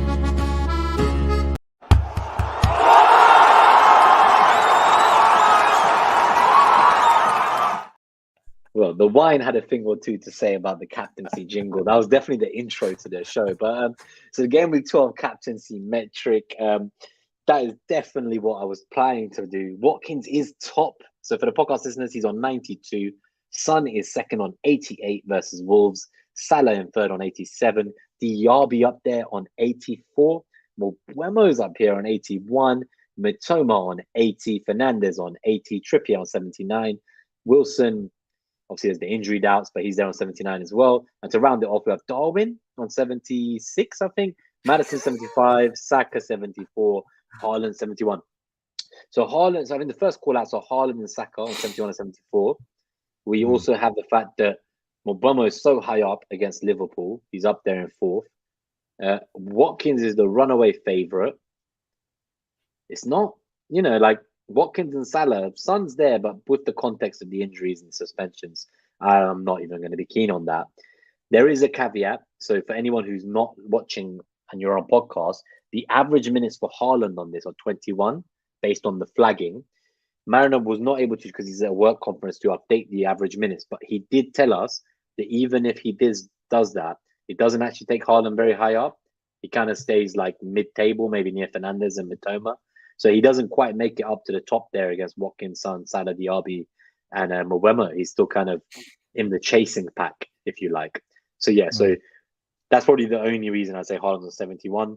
He'd probably be on 79 or 80 with the right minutes. What's your first takeaway there? Will you captain Watkins? I don't even own Watkins. Oh, he's been one of the ones like Trippier who's been screwing you. I see. Yeah. Yeah. Yep. So I would look at the one thing like this week. The captaincy metric isn't factoring NetxG. Not sure why, but I think if it did, Salah would be higher.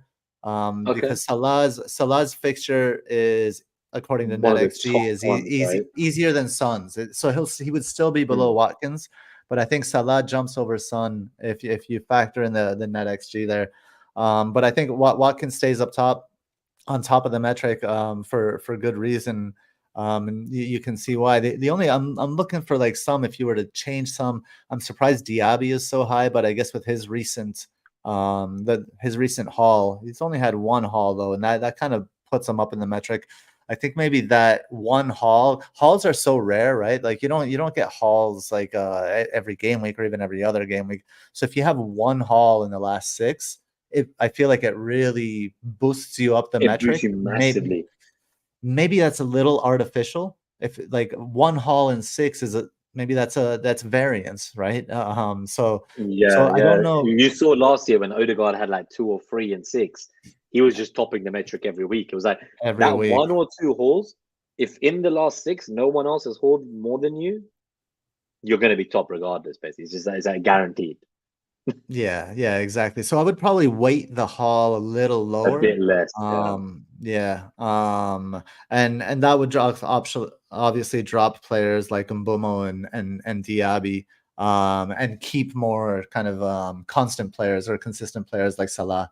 So yeah, this is an interesting one. Let us know in the chat what you are thinking for this game week. There's Trippier coming in. The one thing about Trippier is add in the XG against there, and it's 88th percentile. So it does see a potential clean sheet for Newcastle away to Bournemouth, and that's what kind of makes him an option here. Yeah, I think for me, I'm on Salah still. I'm probably going to stay on Salah. Watkins, I'm not so sure about. If I see a lot from Arsenal tonight, Saka might come back into the thinking. But right now, as it stands, I'm on Salah. I won't go near Son with the issues in the team there. And it still pisses me off about not owning Trippier, to be honest with you. But I guess it is what it is. What can you do? Let's go to the Q&A because we have 10 minutes till kickoff. So we want to get out of here. And actually, I think people would appreciate their questions being answered rather than any more random chat. So I have some of the questions. But before that, I just want to thank all the haulers. So thank you to our super haulers, David Harrison, Zach, Carver Boy, Daddy Bot, Greenback Golf, FPL Robbie, and FPL Discomfort, who upgraded last week.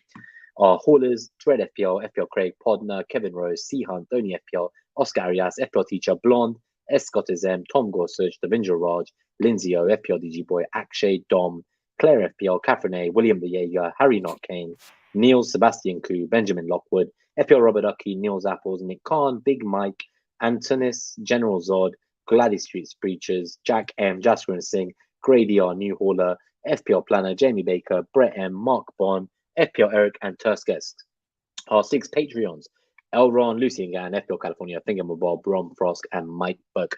Thank you all for all your support and all that you do. Quick mini league update for the Hall or Nothing mini league for our Discord members. The Gameweek 11 top scorers, just quickly. We have Craig Payne with bow and arrows. He has a game week score of 50, which is insane last week, considering some people struggled to get 10. Reece Jones with Gladys Street's Preachers on 49 in second. Akshay Akundi with Beasts from the East on 46. Jamie Baker with Destiny's Child on 43. And Blonde with Do Not Deserve with 40. So those were the top 5 last week. In terms of the top 5 in the mini league, Elron covered with his triple captain. You and Elron both actually activated it. RIP to you both. That is very unfortunate to get a halftime sub. That is just really painful. in a game that ultimately was how you called it. Just the player you needed wasn't there to be the one to benefit, and it was Doku. So he is at the top on 709 points. We have Dominic Benjamin with Rising Phoenix in second on 690. Blonde is in third overall with 679. Joint with Gary Horwood, 679. Jonathan Cohen in fifth on 675. So that is the top 5 overall. And this week, we will keep going now to the Q&A. So I think just a quick plug for the free mini league, HUP69D. If you're not in the mini league and you want to compete with everyone, jump in, guys. But otherwise, I'm going to start reading the questions from the Discord and then take the ones I've starred in the live stream actually for the show. So the first question is from Fingermabob on Discord. They have 2 free transfers, 0 million in the bank. They're like, what do I even do here, right? So they're saying Maguire to Braithwaite to get the long-term minutes, or Alvarez to Solanke. So it's what we discussed earlier in the show. I would say go back to the City timestamp. I would not be doing Alvarez to Solanke after the rest he got. For me, Maguire to Lascelles. Braithwaite. Well, yeah, to Lascelles over Braithwaite, but it just depends when you might use him. But overall, I would use one transfer and roll your other mate. So there's absolutely no reason to sell Alvarez, I don't think personally, and not for Solanke. So Sebastian Kuh's question, would you start Cole Palmer or Julian Alvarez this week? Alvarez. I think I'd still go Alvarez with the rest. Away from home, I'd still go Alvarez despite the penalties for Cole Palmer. Sebastian also asked, best budget defender, Lascelles, Braithwaite, Baldock, or Livramento? Lascelles. Guaranteed starts for a while. Yeah, I think I'd probably go there. Yeah, I'd agree. Is Castagna worth considering? Fulham have Wolves, Forest, West Ham, 3 home fixtures. No, I won't go there. I'm not even going to entertain that. Dom Black Dragon asks, Ward-Prowse replacement. Cole Palmer, roller-free transfer. Gordon, roller-free transfer. Or get DRB, but use 2 free transfers to get there because he's a bit more expensive than Gordon and Cole Palmer. He also doesn't own Watkins, if that helps. So it's either use 1 free transfer to get Palmer or Gordon, or use 2 free transfers to get to DRB because he also doesn't have Bowen either. So Watkins either. I would Gordon. use, Gordon. I'm just looking at the next fixtures for Newcastle after that. Chelsea home, United home. I guess they're both home at least. Yeah, I'm a Gordon owner, so it would be wrong of me to say to go DRB when I own Gordon, and I originally made that bet to go there first. I own them both. So I would go Gordon. Yeah. Okay, nice. So at least that's not just me biased because of the one I own. Bondos asks, and then we're on the YouTube questions. Bondos had 2 questions. Is Maddison to Saka worth using a free transfer this week if you can field 11 anyway with Maddison's injury? At the moment, if Maddison doesn't play, Cunha will come in against Spurs. Yep. Use it. Use the transfer. Maddison Saka. I would probably do that too. With burnout, well, I did Maddison Saka a couple of weeks ago, right? So like I did it then, and I would definitely be doing it by now. It was like game week 10 or game week 12. I was always going to make that move. So that's all I can advise. With burnout, do we move to another Newcastle defender or look elsewhere? Lascelles. Cool. So that's all the YouTube questions for today. Let's go to the live questions from the show, and we're going to do these quick fire because we have 4 minutes till the matches kick off. K7 asks, what do we do with Spurs assets? I would sell the defenders, keep Son, and wait to see more about Maddison. If Maddison's your only way to Saka, I would still do it. But we'll go quick fire.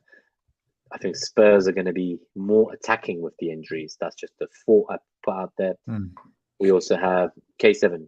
Yes or no? Porro and Son to Saka and Trippier. -4 though. If you told me that was free, I would be there all day, every day. -4, I wouldn't do it. No, I agree. I don't like selling Son for a -4.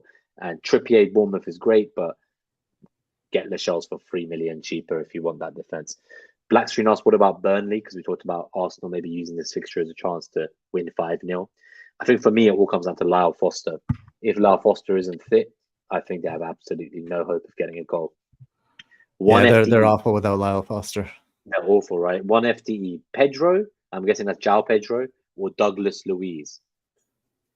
If there's any inkling João Pedro starts Sheffield home, I'm playing him over the fucking CDM just because he has like penalties. I'm like, Yeah, I agree. wait for Brighton's minutes tomorrow, but like no chance in a million. Like, I can't. I just can't. I see that as a 2-3-4-0 for Brighton. Villa, Forest home. I think Brighton's game is better for me personally. Is Aston Villa keeping a clean sheet this game versus Fulham? We don't think so. We'll just answer with Craig's response. I wouldn't rely on Villa keeping a clean sheet versus anyone. I'm not sure Fulham even have the pace and attack to really expose us. So, and I think Colin himself said that, like, yeah, it's an aging team. Would you start Archer or Palmer this week? From Nick Khan. Palmer. Archer is away at Brighton. I would start Palmer. Colin Boogler, what does he say? No, so that was just a comment. FPL Eric, I thought this was worth you answering, obviously, for the podcast listeners. He says, Gabriel, you have great insight of the game. You see players that will come good, but you don't pick those players in your own team. Why? So I'm struggling how to answer this because I don't really know. I just think like my problem, I think, with FPL and why I struggle with it is because I go through all of the games, right? And I identify like all of these players, and I could see like this player is going to be good, this player is good. And then I end up playing like the FPL game, and kind of those rules of like which players are good kind of get lost in the FPL rules. Well, this player is more highly owned, or this player has good fixtures now, you can move to the other end, and those types of narratives. But honestly, I look at my team, and I never have actually this season have I looked at my team and said this feels like a bad team. I feel like it feels like a good team. So there's players you are calling that will come good, but it's what we said. Unless you have players on your out list, you're not looking to just sell them because there's someone who you think will come good. There has to be someone you think needs to go. So if there's no one who you think looks bad, then like you don't have a reason to sell, right? But it's a fair question. Like, for example, why didn't I was gonna triple captain Haaland in game week 4 against Fulham. You were so close. You I didn't. You had it active. Yeah, and I took it out. Like so that I do make decisions like that work against me and work against my analysis. So I think it's a fair question, right? 20. Yeah, that was instead of getting 60, I got 3 from my triple captain. It's a 57-point swing. Shit. Those two decisions. So wow, I think, yeah, and I think Eric brings up a good point. There are some lessons I can learn from that, like maybe have more confidence, back those decisions more. Don't double like think again at the last minute. It was like last minute thing. I'm second guessing it. I'm going over the reasons, and I took it off. But maybe once I've said, I don't know. I think there are some lessons to be learned, and I think I appreciate the question. I'll be looking at that.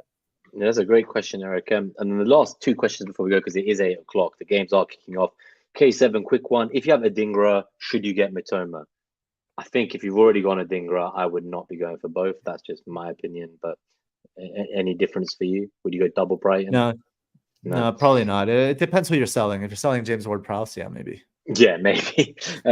Hassan asks, is Eddie Nketiah injured? He isn't on the bench. Yeah, so yeah, he wasn't in training. Maybe he'll be back for the weekend, but it's one to keep an eye out on. I think I mentioned earlier in the show that Jesus was called up by Brazil. Sounds like he'll be back by game week 13. I wouldn't be going Eddie now. If you already have him, keep an eye out. Hopefully he will start this weekend. Hassan's last question, which was about the ranks. Obviously, we mentioned Gabriel hadn't looked at his overall rank all season, and he was going to look at it after game week 10. The poll, we did a poll. He's not looked. We're now getting, obviously, to game week 12. I don't think he's going to look yet. And so I don't really want to give away where I am that might then tell him where he is. I'm just doing shit. I'm 7 digits. Like, I've been keeping afloat since I wildcarded. I've had some better weeks since game week 8. But I'm there, like I'm barely touching 6-digit rank. It's my worst rank at this point in the season, I'd say, in 9 seasons in a row. This is by far the worst. But last year was my worst finish in 8 years. And I was significantly higher ranked than I am now. So this season has been a total shit. And if you look at stuff like the Elite 1000 from FPL Review, the median rank, this week it finally went up to about 700k. If you look at the last 3-4 seasons, this is the lowest median rank this far into the season the Elite 1000 on FPL Review have ever been ranked. Same with the Elite 64 from the Generals League. Like, it's just a total shit show. The game has got harder and we've gotten worse. But hopefully I can recover it because it's a marathon and not a sprint. And you need to avoid going on tilt. Final question from Clint, and then we're out of here. Tough decision. Burn to Lascelles to free up the funds to go Maddison to Saka. Tempted by Gordon and Mitoma instead of Saka. Getting both Mitoma and Gordon, if you don't plan on captaining Saka any of the future weeks, that's very exciting for me. That's what I would say, Clint. Equally, I did Mato to Saka 2 weeks ago. I already had Gordon, and now I'm just going to have to skip Mitoma because I've got Bowen in that slot. So it's a tough one there. Unless you're looking to captain Saka, I think Gordon and Mitoma sounds very good to me. I find that exciting. Equally, both teams have injuries and the players might be tired. They're playing twice a week. They weren't necessarily doing that before. So there's that narrative as well. It's like, it's a tough one for me. I would still be tempted by Gordon and Mitoma. What about you, Get? Would you go Saka for Mado instead and get the money from the shells from Burns? It depends who that second midfielder is that you're selling. You're selling Maddison and someone else for Gordon and Mitoma. And then are you still left with Burn? What does your defense look like? That's a good point. Yeah, like does Burn stay? I reckon Burn goes either way. Clint says so they have Diaby already as well, I guess, because they're saying Diaby to Mbeumo loading in 13 or 14. Diaby so unpredictable. So I'm looking to find a way to Mbeumo. It will probably be Bowen, but doesn't feel good because it's Crystal Palace home. And I don't know if I really want to sell him before that, but maybe by then Crystal Palace look a bit better, and maybe by then Mbeumo looks like unavoidable for Luton home, right? Like, holy shit. That's a captaincy fixture right there. I would say to Clint, like fix your weakest link. Yep. And don't force like if Saka is forcing it, don't force Saka. I think Mitoma is and Mbeumo, they're perfectly good alternatives for less money. Yep, 100% agree. All right, let's get out of here and we'll go watch the matches. Thank you all. May your arrows be green in Game Week 12. Enjoy the international break. Take some rest. Make sure you get charged up for Game Week 13. The next international break isn't till March. So we've got 7 FPL deadlines in December. So really, this is the last November deadline before the break. There's one more November deadline, and then bang, 7 deadlines in December. So get ready. And then only 2 in January. Yeah. Then there's like cup game weekends, winter break, or AFCON, all kinds of shit going on. So December's full throttle. It's a chance to make up significant ground in your mini league. So good luck, everybody. Thank you so much for your support. We will see you soon. Enjoy the international break in the meantime. And I'll get us out of here. Cheers and good luck. May your arrows be green. Peace.